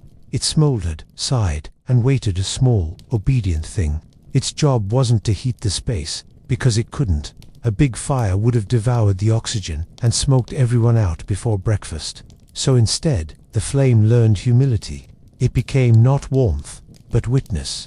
At night, when the cold pressed against the walls like a living creature, the fire stayed small and serious, its light flickering against the hides in a rhythm that seemed deliberate. Shadows breathed on the ceiling. Every movement near the flame looked sacred by accident, hands turning meat, a woman scraping a hide, a man sharpening a bone blade, all transformed into rituals simply because the light made them important. Fire gave meaning to motion, and it wasn't about heat, it was about time. The fire was the clock, the heartbeat, the entertainment. It marked the slow disintegration of night into morning by the collapse of its embers. You could tell how long someone had been talking by how far the flame had shrunk. When it hissed and dimmed, conversations ended. When it sparked unexpectedly, laughter followed, as if the fire itself had joined in. People stared into it, not because it was pretty, but because it was company. It moved when everything else stood still. The glow softened faces, smoothed age, hid exhaustion. It turned strangers into silhouettes, sharing the same mystery. In a world without glass or mirrors, this was the only reflection people had, flickering, fragmented, and honest. The fire also played psychologist. It absorbed secrets, swallowed arguments, and gave nothing back but smoke. People whispered to it when others slept, confessed their weariness or fear, watched the sparks rise like prayers with no direction. There was comfort in knowing that something else was awake in the dark, even if it was just a controlled chemical reaction pretending to be a friend. Every household had its own flame, lit from an older one, carried forward through migrations or seasons. Extinguishing it by mistake wasn't a small inconvenience. It was a moral failure. To lose your fire was to lose continuity, the physical thread that tied you to every ancestor who had ever shivered under the same stars. And the smell of it, the sweet oily temps of burning fat or the sharper resin of spruce, became a scent memory that followed people everywhere. It lingered on their clothes, their tools, their hair, marking them as part of a specific interior world. You could tell where someone had spent the night by the way they smelled in the morning. But perhaps the most remarkable thing about these flames is that they made people stop moving. For a species addicted to motion, to hunting, gathering, wandering, sitting still beside a fire was an evolutionary miracle. It created the first evenings, the first pauses, the first chance to imagine something beyond hunger. And in that soft orange light, amid the hiss of sap and the hum of shared breath, warmth began to change shape. It wasn't a number on a scale anymore. It was a relationship between flame, air, body, and story. Even the smoke, rising lazily toward the roof, seemed to carry a piece of that understanding with it. That identity and atmosphere was starting to smell the same. Nothing human smelled clean back then. Clean was for the dead, the river stones, and maybe the gods on a polite day. The living smelled like smoke, like hides, like the long argument between cold and endurance. And that wasn't a problem, it was a passport. The scent of a household was its fingerprint, its invisible border. Step inside the wrong shelter and the air itself would reject you. The odor wasn't random. It was layered. There was the bass note of burned fat, the middle tone of tanned hide, and the high, sharp accent of sweat turned metallic from days without washing.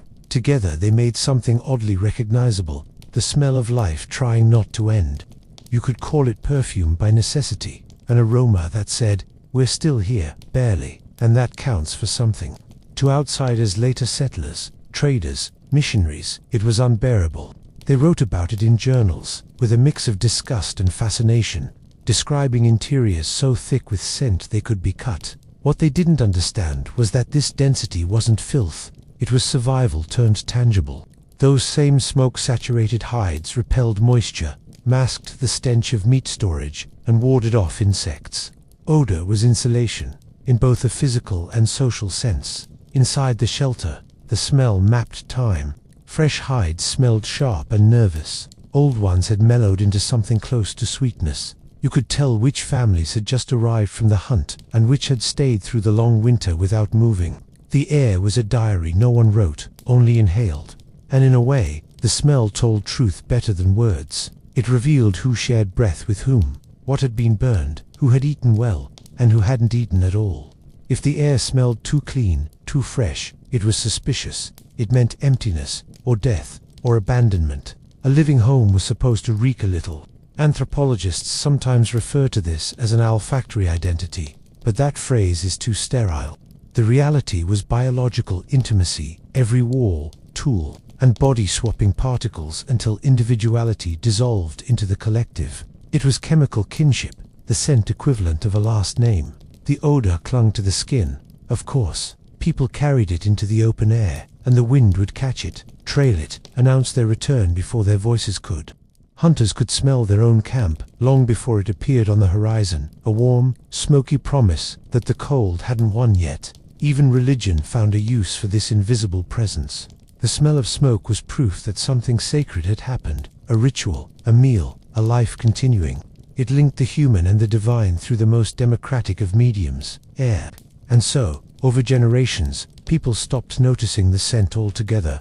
It became background, like heartbeat or gravity. Only when the shelters emptied in spring did they realize the air outside smelled like nothing at all. Cold, sterile, hollow. A world without smoke felt uninhabited. But that invisible inheritance, that fusion of odor, breath, and memory, outlasted even the structures themselves. Because long before heat came from wires or vents, it came from relationships, between people, air, and what lingered between them. And those relationships, as fragile as they seemed, built the first moral system around warmth itself, a code that governed how you shared it, with whom, and when. Warmth was never a private matter. In the cold, heat was a currency that couldn't be hoarded. It leaked, escaped, clung to the nearest body, then drifted away again, a perfect socialist. The only way to keep it was to share it. Every culture that lived with real cold learned this unspoken rule. Generosity wasn't moral virtue, it was thermodynamics. Hospitality, for example, wasn't born from kindness, it was born from temperature. To let someone freeze outside was to waste potential heat. To bring them in was to invest it. A stranger entering a winter shelter didn't just bring danger or gossip, they brought energy, literal wattage in human form.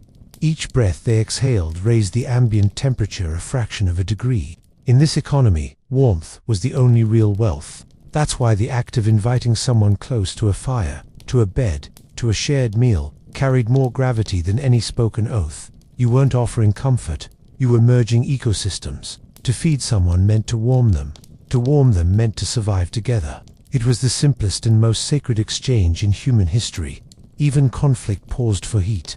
Enemies might share a fire before returning to hostility in daylight. There are old Arctic stories of hunters finding stranded travelers from rival clans and wordlessly sheltering them until the weather turned. Killing in the cold was wasteful. Survival required collaboration, if only temporarily. Nature imposed a kind of moral ceiling. No one could afford cruelty for long. Within families, warmth shaped hierarchy. The youngest and oldest took the center spots by the fire. Adults formed the perimeter. Children learned early that warmth came through others, not in spite of them. Affection and temperature became interchangeable. Love wasn't declared. It was demonstrated through how much heat you gave up. There were rules, too. Refusing to share warmth, refusing to make space, hoard fuel, or sleep apart, was considered a form of arrogance, almost taboo. The worst insult you could give someone wasn't cold-hearted, it was cold alone. Those who isolated themselves didn't last long, physically or socially. As the seasons passed, warmth became the language of social cohesion. Marriages were described in terms of shared shelter, alliances sealed with blankets, reconciliations with communal fires. There was no separation between the emotional and the elemental. Both could kill you if neglected. Even now, the remnants of that logic survive in language, heating up in conversation, cold shoulders, warm welcomes. The metaphors are fossils of an older truth, that intimacy began as climate control. And when the old ways faded, when fuel replaced breath and solitude became possible, something subtle went missing. People learned to survive without one another, but they forgot how to stay warm together. The modern home has plenty of heat, but it rarely has temperature that feels shared. Back then, warmth wasn't comfort, it was a covenant, a silent agreement that every exhale mattered, that to be alive meant to contribute, that heat itself was proof of belonging. And when the fire died and everyone slept under the same smoke-dark roof, that belonging became memory, not just of weather, but of what it meant to be human. Because in the end, even the most primitive form of warmth leaves traces in soot, in breath, in scent, and eventually in nostalgia, the ghost of heat that memory gives off when the real thing is gone. When the shelters collapsed in spring and the people moved on, warmth didn't disappear. It lingered, faint and invisible, like an echo in the air. The ashes were cold, the hides stiff, but the space still remembered. The soot-lined walls held a residual hum of human presence, as if the air itself had been taught what living felt like and hadn't quite forgotten. Archaeologists call these traces occupation layers. What they really are is the sediment of warmth, smoke, particles fused with fat and breath, buried under centuries of indifference. Scrape away the soil, and you can still smell it, that mix of ash, animal, and exhalation, the perfume of endurance. It's proof that heat once had a shape. The memory of heat-shaped myth, too. Across northern cultures, the afterlife was rarely imagined as fiery. Heaven was described as temperate, not hot, a place where you were finally warm enough without crowding anyone else. Hell, on the other hand, wasn't always fire. Sometimes it was freezing wind, endless hunger, and the absence of shared breath. To suffer wasn't to burn, it was to be cold alone. Even architecture carried that memory forward. The first permanent houses, mud, timber, later stone, mimicked the old winter lodges in proportion. Low ceilings, narrow entrances, enclosed hearths. Civilization didn't outgrow the cold. It memorialized it in every room designed to trap warmth. Each wall was an act of nostalgia for the smoky dens that taught people how to survive together. When we build today, we still chase that feeling: insulation, heating, double glazing, a modern rephrasing of hides, smoke, and breath. The difference is that now the warmth is silent. It hums from radiators, glows from wires. It doesn't smell like anything, doesn't ask for anyone's cooperation. Comfort has become solitary. The air doesn't know who you are anymore. In the old shelters, heat had personality. It flickered, shifted, sometimes sulked. You had to tend it, talk to it, feed it. It was an animal, moody, forgiving, alive, forgetting that relationship was the price of progress.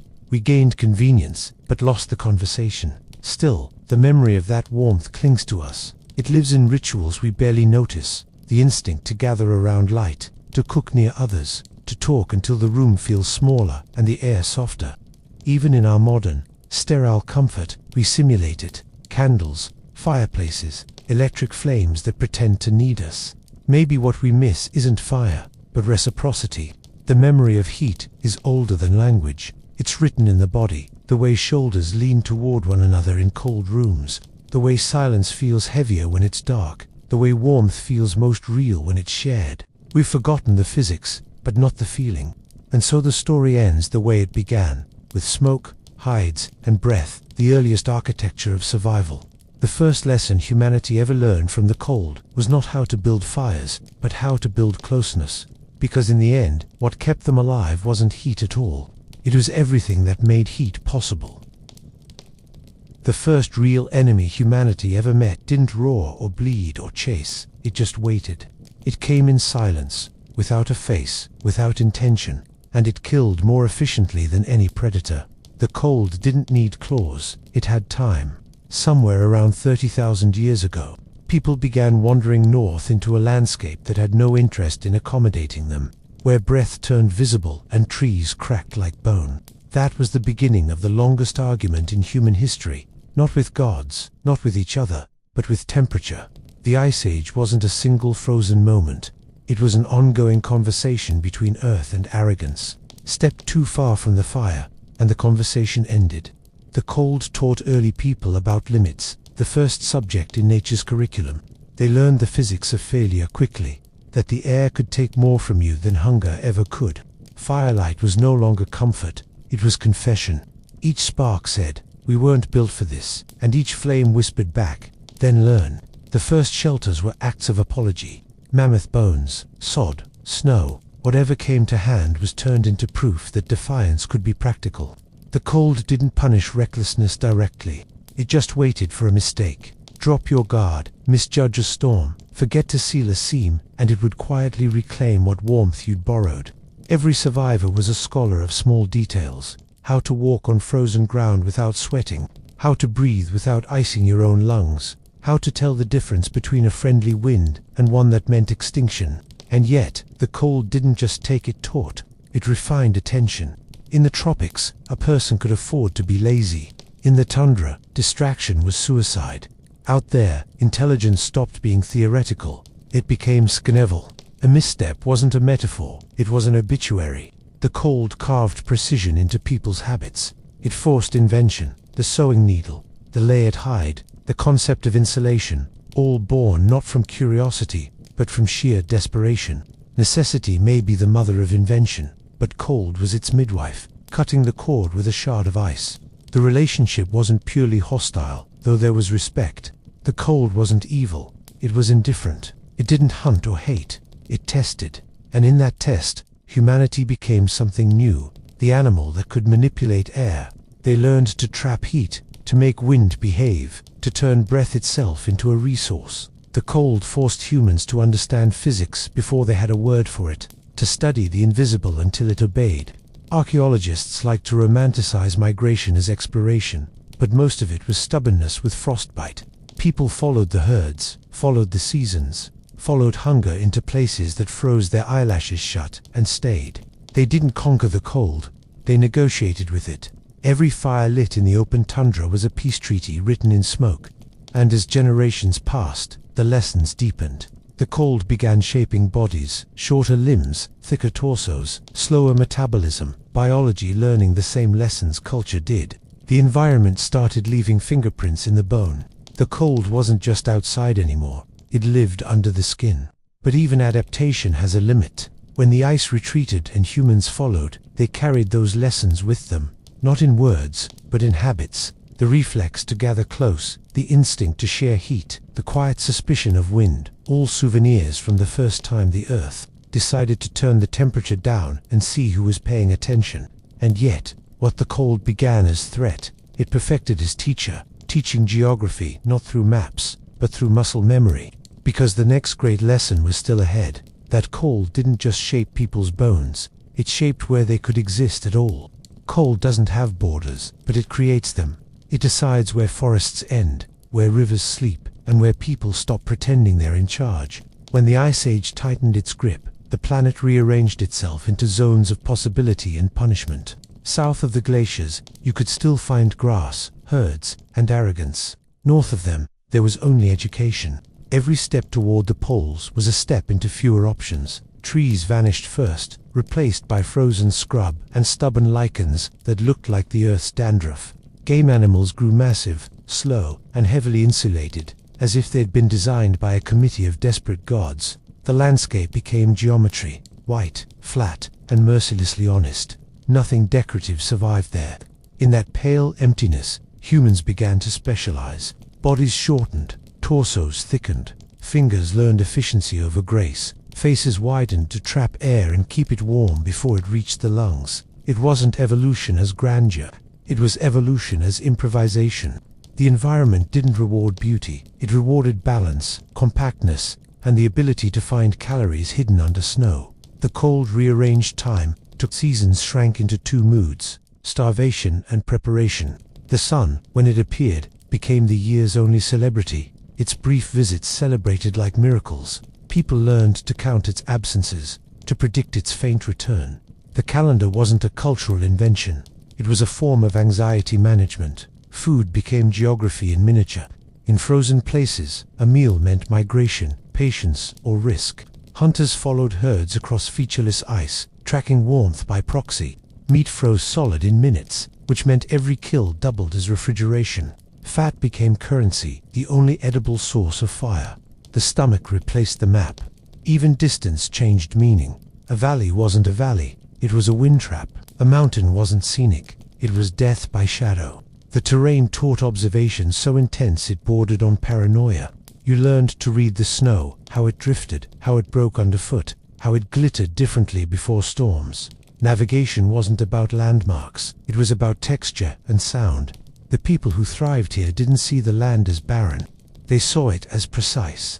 Every object had a function, every breath an equation. The horizon might look empty to the untrained eye, but to those who'd lived there long enough, it was full of quiet instructions. The cold was a teacher with strict grading policies. Fail to notice, fail to exist. Even culture adjusted its expectations. Songs grew shorter, rhythms slower. You didn't waste breath on poetry when the air bit back.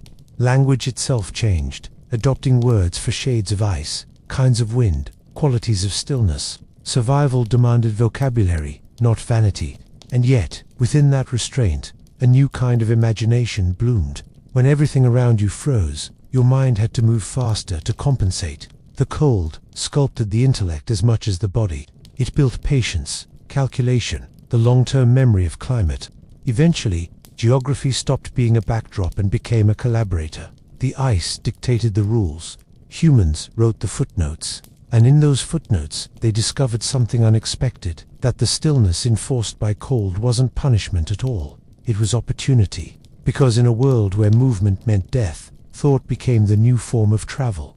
Cold has a way of slowing everything down, until only the essential remains. Movement wastes heat, talk wastes air, and panic wastes both. The great invention of frozen humanity wasn't fire or fur or shelter, it was patience. Stillness wasn't weakness, it was strategy. When the wind howled and the world froze solid, the only thing that made sense was to stop trying to outpace it and start learning from it.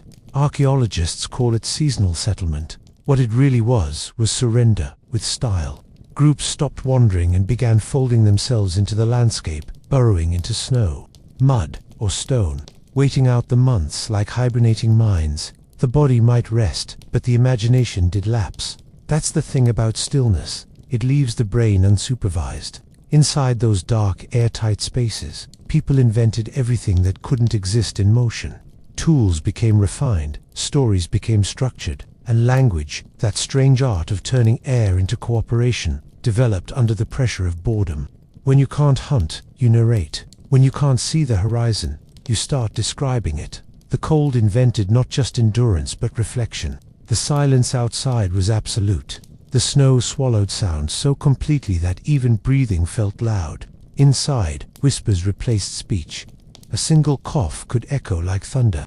It's no wonder spirituality flourished here. Isolation sharpens attention until ordinary things start looking divine. The faint crackle of a dying ember, the drip of thawing ice, the rhythm of shared breathing, all of it began to feel like communication with something larger, older, and distinctly unimpressed. Stillness also taught humans to see time differently. When the cold forced life to pause, progress stopped being about distance and started being about duration. The longest-lasting flame, the most enduring hide, the most persistent story, these became the true measures of success. The cold made time viscous. Every hour stretched, every day folded in on itself, until existence became less about what's next and more about what's left. It was in these pauses that art was born. Carvings, beads, cave paintings, the first recorded signs of introspection, all appeared in cultures forced indoors by climate. When nature pressed the pause button, the human mind filled the silence with symbols. You could almost say the cold invented abstraction by accident. But there was danger too. Too much stillness made the mind unravel. In the endless dark, days became interchangeable. Sleep and waking blurred into one. The line between memory and imagination thinned. To survive, people had to create rhythm, ritual, song, anything that imitated the pulse of movement while the world held its breath. The cold didn't just shape bodies and tools, it choreographed behavior. And when the thaw came, when the rivers cracked open and light returned, Those long hours of enforced reflection spilled outward. People emerged, leaner, quieter, and sharper, carrying new songs, new tools, and an updated sense of the invisible. Because after spending months staring into the white nothing, they'd learned a truth no summer ever teaches. Silence is never empty, it listens back. And once you've heard that kind of silence, it's impossible to forget how small you are in it. Which is precisely when the cold began teaching its next lesson, that fear, in moderation, is the most reliable form of intelligence. The first sound you stop trusting in the cold is your own breath. It fogs the air, marks your location, reminds you that you're burning fuel too quickly. The white silence out there wasn't peaceful. It was judgmental. It watched. When the wind fell still, the world didn't feel safe. It felt like it was waiting to erase you politely. Fear, in that kind of quiet, wasn't emotion. It was awareness sharpened to a blade. The tundra and the steppe didn't tolerate confidence. You learned to read moods in wind, to flinch before the snow shifted. Survival depended on the fine art of worrying early. Every movement, every crack in the ice, every change in the tone of silence carried information. The anxious lived longer. The long winters taught humans to fear in cycles. Night wasn't just darkness, it was disappearance. When the sun vanished for weeks or months, entire communities had to relearn what hope sounded like. In those hours, imagination became both salvation and liability. The mind filled the dark with eyes, spirits, ancestors, things that whispered from the snowdrifts. The first myths of frost demons and sky hunters weren't superstition. They were the nervous system writing poetry.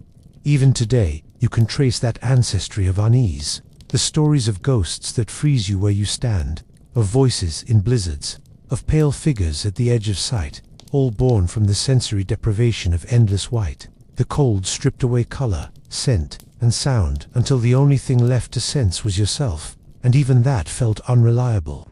Inside the shelters, fear had its own architecture. People slept lightly, listening for the wrong kind of quiet, the silence that meant the fire had died.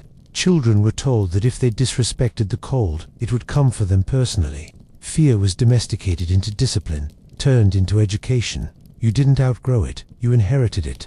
The old shamans, though they weren't called that yet, understood the psychology perfectly. They ritualized anxiety into religion. When people feared the cold, they called it spirit. When they feared the dark, they called it presence. The unknown was given manners. You couldn't conquer the environment, but you could apologize to it. Fear became etiquette, and the etiquette worked. Fear kept the fires fed, the hides sealed, the communities close. It bred humility, a practical kind, not the moral variety. The cold didn't care if you were brave, but it rewarded those who acted like it was dangerous. Courage was tolerated, caution was promoted. Over generations, this instinct calcified into culture. Songs warned against wandering too far. Tools were designed for efficiency, not pride. Every successful adaptation carried a trace of dread, the unspoken understanding that everything outside the circle of warmth still wanted you gone. But fear wasn't only a warning system, it was a teacher of attention. It forced people to notice subtleties, how smoke rose, how snow compacted underfoot, how a faint draft signaled a flaw in the wall. To be afraid was to be awake. The frozen world rewarded that state of permanent alertness, sculpting minds as carefully as it did bodies. And once people learned to live with fear instead of under it, they discovered something remarkable. The cold hadn't been trying to kill them, it had been training them to listen, to prepare, to cooperate. Which is why the next lesson it offered wasn't about dread at all. It was about generosity, and how sharing heat became humanity's first moral act. Heat was the first currency that ever mattered. Long before metal, before trade routes or written ledgers, warmth was the resource everyone understood. It was finite, measurable, and brutally democratic. You couldn't fake it. Either you had it, or you didn't, and if you didn't, someone shared it, or you were gone by morning. Every campfire was an economy in miniature. The fire itself sat at the center, surrounded by a hierarchy of bodies, children and elders nearest, hunters and guests on the edge. Distribution wasn't symbolic, it was thermodynamic justice. The closer you were, the more you lived. Generosity wasn't a moral choice, it was physics with manners. Fuel, though, was the hard part. Wood was precious in treeless lands. Dung, bone, and fat became its substitutes. A handful of dried grass or a fragment of grease meant an hour of survival. Keeping the flame alive was everyone's business. If it went out, there was no blame, only consequence. The entire group's pulse dropped with it. What fascinates archaeologists now is how quickly warmth became social glue. The need to share fire turned cooperation into instinct. People learned to build tight circles, to rotate positions, to take turns tending the coals. Sitting together became a survival structure. Even now, when people gather by light, campfires, candles, screens, they unconsciously rebuild that circle, repeating a gesture 40,000 years old. Warmth also taught humanity its first laws of exchange. To receive shelter meant to owe labor. To share breath meant to return loyalty. Guests were fed not out of charity, but as a kind of insurance policy. You warmed someone today so they'd remember you tomorrow. The earliest form of diplomacy was probably a well-tended fire. And yet, like all economies, warmth had its hoarders. Those who built fires too large or too often, who burned too much fuel, were quietly distrusted. Waste was dangerous. It risked imbalance. The real virtue was moderation, knowing how much flame a night required and how little ego it could sustain. Modesty, as it turns out, began as energy efficiency. There was poetry in the logistics. A family's health could be heard in the pitch of their fire, seen in the color of its smoke. Blue meant clean burn. Yellow meant damp wood or desperation. You could read an entire community in the sky above its camp who was thriving, who was improvising, who had stopped trying. Inside those circles of heat, conversation and warmth became inseparable. To talk was to stay awake. To stay awake was to feed the fire. Words and embers both kept the cold at bay, and both needed constant tending. Even silence had to be managed, punctuated with the sound of crackling wood, to remind everyone they were still, for now, alive. Over time, warmth itself grew moral weight. To be generous with it became a sign of humanity. To withhold it became a kind of crime. Myths and rituals enshrined that principle. The hearth goddess, the eternal flame, the festival fire carried through generations. The message was clear. The flame you protect protects you back. And that lesson, learned through frostbitten necessity, never quite left the human body. It settled in muscle memory, in the instinct to gather close, to offer a seat near the fire, to treat heat as belonging to no one. Because even as people learned to master warmth, their bodies never forgot who'd taught them its price. And the teacher, as always, was the same, the indifferent instructor that froze fingers and sharpened minds until cooperation became law. But that instruction didn't stop at behavior. It wrote itself into bone and blood, leaving traces that would outlast even memory. The human body is an archive, and the cold wrote some of its best entries. Every adaptation that kept our ancestors alive left a faint annotation in our flesh, a note in the margins of evolution that says, "We've been here before." It's in the way hands curl automatically when the air bites, in how breath shortens, in that small shiver pretending to be optional. The body remembers temperature the way stone remembers pressure, not consciously, but faithfully. Scientists can still see it in bone and blood. Populations shaped by millennia of frost developed shorter limbs and wider torsos, designs built for heat retention rather than grace. Even fat distribution carries geography. Some stored energy closer to the organs, some as a quiet blanket beneath the skin. What looks like variation is actually biography. The mind holds its own thermal memory. Comfort feels safe, not because it's pleasant, but because for most of human history, warmth meant you weren't dying. That's why the modern obsession with coziness, blankets, hot drinks, central heating, feels almost religious. It's not luxury. It's ancestral relief. The nervous system whispering, "We survived again." And then there's shivering, the oldest form of protest. It's an involuntary reminder that your body is still negotiating with physics. When you tremble, you're repeating an ancient agreement: move or freeze. It's the same reflex that once made people huddle together for efficiency, back when every calorie of warmth had to be earned communally. The heart, too, adjusts to the memory. In cold environments, it slows. Blood vessels tighten, rationing heat, prioritizing core over extremity. The body becomes strategic, pragmatic, a small government managing limited resources. Every cell knows the rules. Sacrifice the fingers, save the lungs. Survival is never democratic. Some of this legacy is still alive in unexpected places. In parts of the world where ancestors battled long winters, people retain stronger responses to cold stress, quicker constriction, faster rewarming. The body rehearses for emergencies that may never come. Others, whose lineage grew under generous suns, conserve heat less efficiently, trusting the air to stay kind. Geography outlived the glaciers. Even emotions aren't exempt. Studies show that loneliness and social isolation literally make people feel colder, not metaphorically, but thermally. It's the echo of an older truth. Warmth was once synonymous with proximity. If no one's near, the body assumes danger. Comfort, therefore, remains a collective invention, no matter how many electric heaters we plug in. The irony is that our bodies evolved to endure cold far better than our minds did. We can regulate temperature, build shelter, weave fur into armor, yet the first gust of winter still feels like an insult. The memory isn't pleasant, it's disciplinary. We've been trained to take cold personally because, in the deep past, it was personal. The air remembers too. It enters the lungs, cool and sharp, and triggers a reflex, thousands of years old. That slight pause before exhaling, that primitive question, are we ready for this again? And we are, mostly.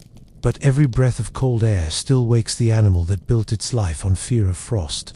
Because the lessons the body learned from cold weren't just mechanical, they were moral. It taught restraint, discipline, and a particular kind of reverence. The knowledge that life isn't guaranteed, only loaned. The temperature simply decides the interest rate. And from that constant exposure to risk came a strange inheritance. Not just endurance, but pride. The idea that hardship refines character, that frost can sculpt virtue as easily as it shapes stone. It's an old superstition, but one the cold encouraged, over and over again. Hardship didn't just strengthen the body, it polished the spirit into something brittle and efficient. The cold was the first moral philosopher. It rewarded preparation, punished indulgence, and made laziness instantly fatal. Every culture that grew under grey skies learned the same quiet gospel: comfort makes fools, and fools don't last. There's a certain personality born of climates that freeze water mid-air. Caution becomes instinct, patience becomes style, and emotion takes on the rhythm of frost, slow, deliberate, never wasted. In warmer lands, spontaneity was a virtue. In frozen ones, it was a death wish. That's why so many of the world's oldest virtues, restraint, endurance, modesty, have glacial origins. They were simply good survival strategies dressed up as moral insight. The discipline began in necessity. A single careless act could unravel a season's effort. Sleep too long and the fire dies. Spill your fuel and you lose the week. Eat what should be saved, and hunger will come collect. The cold was merciless but consistent, the kind of teacher that gave instant feedback. You didn't need commandments when the climate handled enforcement. Over generations, that pragmatism evolved into something resembling philosophy. Hardship became purification. The sting of frostbite became proof of sincerity. Fasting in winter, enduring exposure, bathing in ice, all these later spiritual practices were just reenactments of survival. The monks who sought enlightenment in snow caves, the ascetics who walked barefoot through frost, they were descendants of people who'd learned that deprivation feels holy when it keeps you alive. Even language remembers the lesson: cold-hearted, cool-headed, icy, calm, all compliments in disguise, born from a world where emotional restraint meant survival. Fire was beautiful, yes, but the cold was dignified. Those who panicked froze faster. Those who planned quietly outlived them. Stoicism wasn't invented in Greece, it was perfected in wind and ice. Communities, too, built their ethics around endurance. Sharing food wasn't generosity, it was law. Boasting, hoarding, or taking more than your share marked you as dangerous. The cold made equality practical. No one was strong enough to survive alone for long. Humility wasn't virtue signaling, it was social engineering. And when the weather softened, the habits stayed. Whole civilizations carried their frost-forged ethics into eras of abundance, still suspicious of ease. Work became moral, struggle became noble, and suffering, especially the silent kind, was rebranded as wisdom. Somewhere along the line, survival turned into character. But beneath that moral armor was something more complicated.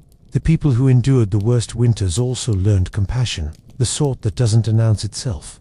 You helped others not because it felt good, but because you'd seen what happened when no one did.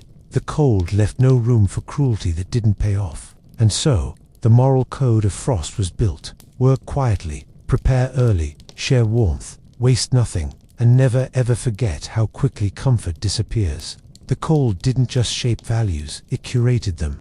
It also shaped the very spaces people lived in. The architecture of endurance was born from this moral arithmetic: how to hold warmth, share it efficiently, and make humility a building principle. Walls, like ethics, became thicker, not to show off, but to survive. If the body learned to store warmth, and the mind learned to ration pride, the home learned to trap breath. Cold didn't just sculpt people, it designed their houses. Every wall, every roof, every narrow doorway was an argument against the wind. Architecture, at its root, was the art of defying temperature. The first shelters weren't grand gestures, they were compressions of necessity. People learned that heat doesn't rise, it escapes, and that the most efficient shape wasn't the prettiest one. Round dwellings, domed or half-buried, kept the warmth cycling inward. Corners, though convenient for furniture we didn't yet have, were the enemy. They collected cold like gossip. Earth was the original insulation. Sod, snow, peat, and clay, whatever the ground offered, people stuffed it into the gaps. Some built with bone, others with packed moss or frozen mud. The design principles were universal: shrink the space, lower the ceiling, keep the fire close. The smaller the air volume, the fewer calories it took to heat. Comfort was a matter of geometry. Inside, function dictated intimacy. Sleeping platforms were raised not for luxury but for physics. Heat lingers upward, after all, and families slept shoulder to shoulder, their combined breath warming the air faster than any fire could. Privacy was invented much later, somewhere between central heating and individualism. In the ancient cold, togetherness was insulation. Even ventilation, that small miracle of survival, came with its own precision. Too little and smoke suffocated you. Too much and warmth bled out into the void.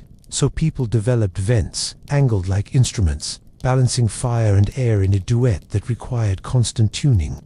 Every breath became part of architecture's maintenance. The materials changed with geography, but the philosophy never did.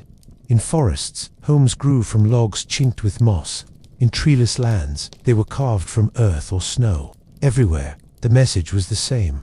Walls weren't decorations, they were lungs. You breathed through them. And yet, there was beauty in that pragmatism. The snow dome that glowed faintly from within, the smoke hole that framed a pale circle of sky, the faint scent of burning fat in the air. It was an aesthetic born from survival, but it had grace. These homes didn't dominate the landscape. They disappeared into it. They whispered instead of boasting, warmed by humility as much as fire. Later, when societies grew wealthier and architects began chasing symmetry and grandeur, the memory of this quiet intelligence lingered.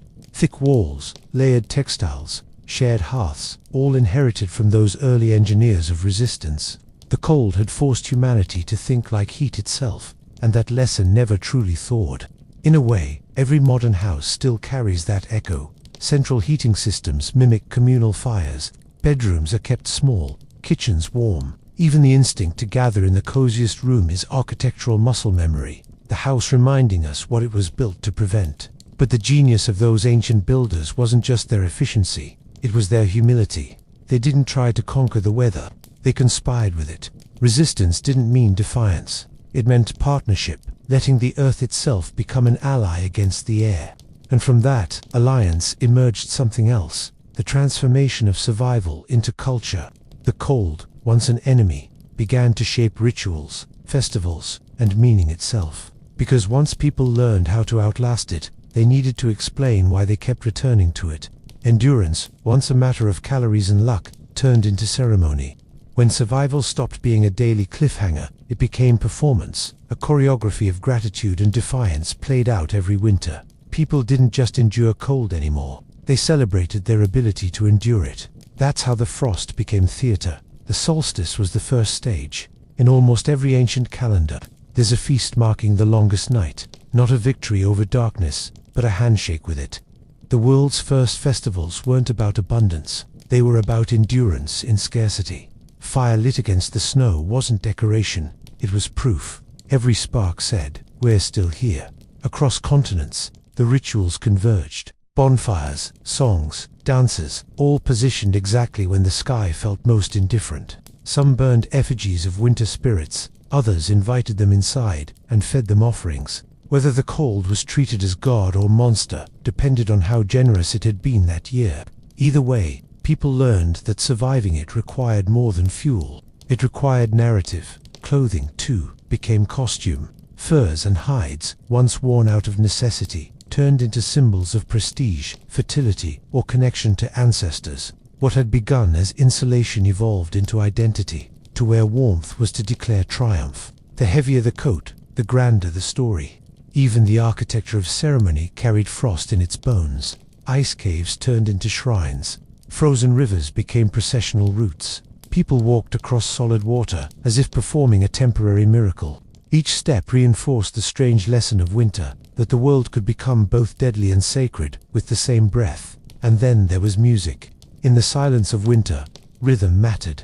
Drums echoed through the snow like heartbeats, reminding the earth that humans were still awake. Songs about fire, hunger, and returning light filled the void. Some of those chants survived thousands of years, repackaged as hymns or carols, long after the cold stopped being a predator. The frost also carved moral parables into memory. Tales of those who hoarded warmth and met bad ends, or of strangers welcomed into huts who later revealed themselves as gods in disguise. All cultural fables of thermal ethics. The fire, it turned out, wasn't just for cooking food, it was for testing character. Even now, traces of those winter values linger. We still light candles in the dark season, gather indoors, and pretend it's about celebration rather than fear. Our holidays, cloaked in lights and comfort, are really rebranded survival rituals, the ancient campfire dressed in electricity. The cold became metaphor to death, rebirth, purity, silence, all borrowed its imagery. Religions learned to freeze and thaw their gods in seasonal rhythm. The divine died in winter and rose again in spring, because even mythology learned thermoregulation. And yet, for all its symbolic grandeur, the cold's greatest cultural contribution was humility. It reminded every generation that progress was rented, not owned. One bad harvest, one long freeze, and civilization would remember who was in charge. Which leads, inevitably, to the final lesson. The cold wasn't just a force to be resisted or revered. It was the ultimate teacher, the one that taught cooperation, patience, art, and reverence for limits. The kind of teacher humanity keeps trying to outgrow, and never quite does. In the end, the cold outlasted every civilization that tried to conquer it. Fire, fur, architecture, all of them were temporary rebellions against a permanent condition. The frost didn't care about progress. It waited, patiently, like it always had. Because the truth is, the cold never lost. It just retreated into metaphor, teaching from the shadows of our thermostats. The great irony is that humanity's triumph over the elements came at the cost of its sharpest instincts. We built walls so thick that we forgot what the air once demanded of us. Central heating smoothed the edges of vigilance. Warmth became constant, and constancy became dull. The body still remembers what it's supposed to do: curl, shiver, huddle, but now it does so in gyms and saunas, performing the old disciplines recreationally. We still chase the sting, though. People plunge into icy lakes for clarity, fast in winter for renewal, run through blizzards just to feel the pulse of something ancient. It's absurd, but deeply human, recreating hardship in an age that's forgotten it. The cold, stripped of its danger, became a therapy. We call it invigorating, as if that word could hide how desperately we miss being humbled. The modern world doesn't revere limits, it negotiates them. But the cold doesn't negotiate. It never did. It's the last honest element, the one that doesn't flatter, doesn't bargain, doesn't explain itself. It strips away everything unnecessary until only the essential remains: breath, body, proximity. It's the universe's simplest form of truth-telling, and maybe that's why it still feels sacred. Even now, in cities humming with artificial warmth, the first frost carries a strange authority. The air changes sharper, cleaner, faintly moral. People instinctively move closer. There's an unspoken truce in that moment, the body recognizing an old tutor in the room. The lesson begins again. For all our technology, for all our climate-controlled arrogance, we still return to those rituals: lighting candles in the dark, making soup, layering fabric over skin, building little pockets of resistance against entropy. It's not nostalgia, it's instinct. A memory passed down through mitochondria that whispers, you owe your survival to discomfort. The cold was never the villain of human history, it was the editor. It cut what was wasteful, tested what was fragile, and left behind only what could think, plan, and share. Without it, there would have been no cooperation, no caution, no art of keeping one another alive. And so it remains, outside our windows and inside our bones, watching, reminding, calibrating. Every chill up the spine, every breath that turns to mist, every involuntary shiver, they're all echoes of that first negotiation between warmth and wisdom. The cold didn't just teach survival, it taught perspective. It's why, even now, comfort feels temporary and struggle feels meaningful. Somewhere deep in the evolutionary archive, we remember, the frost was our first teacher, and the lesson was simple. Nothing worth keeping stays warm forever.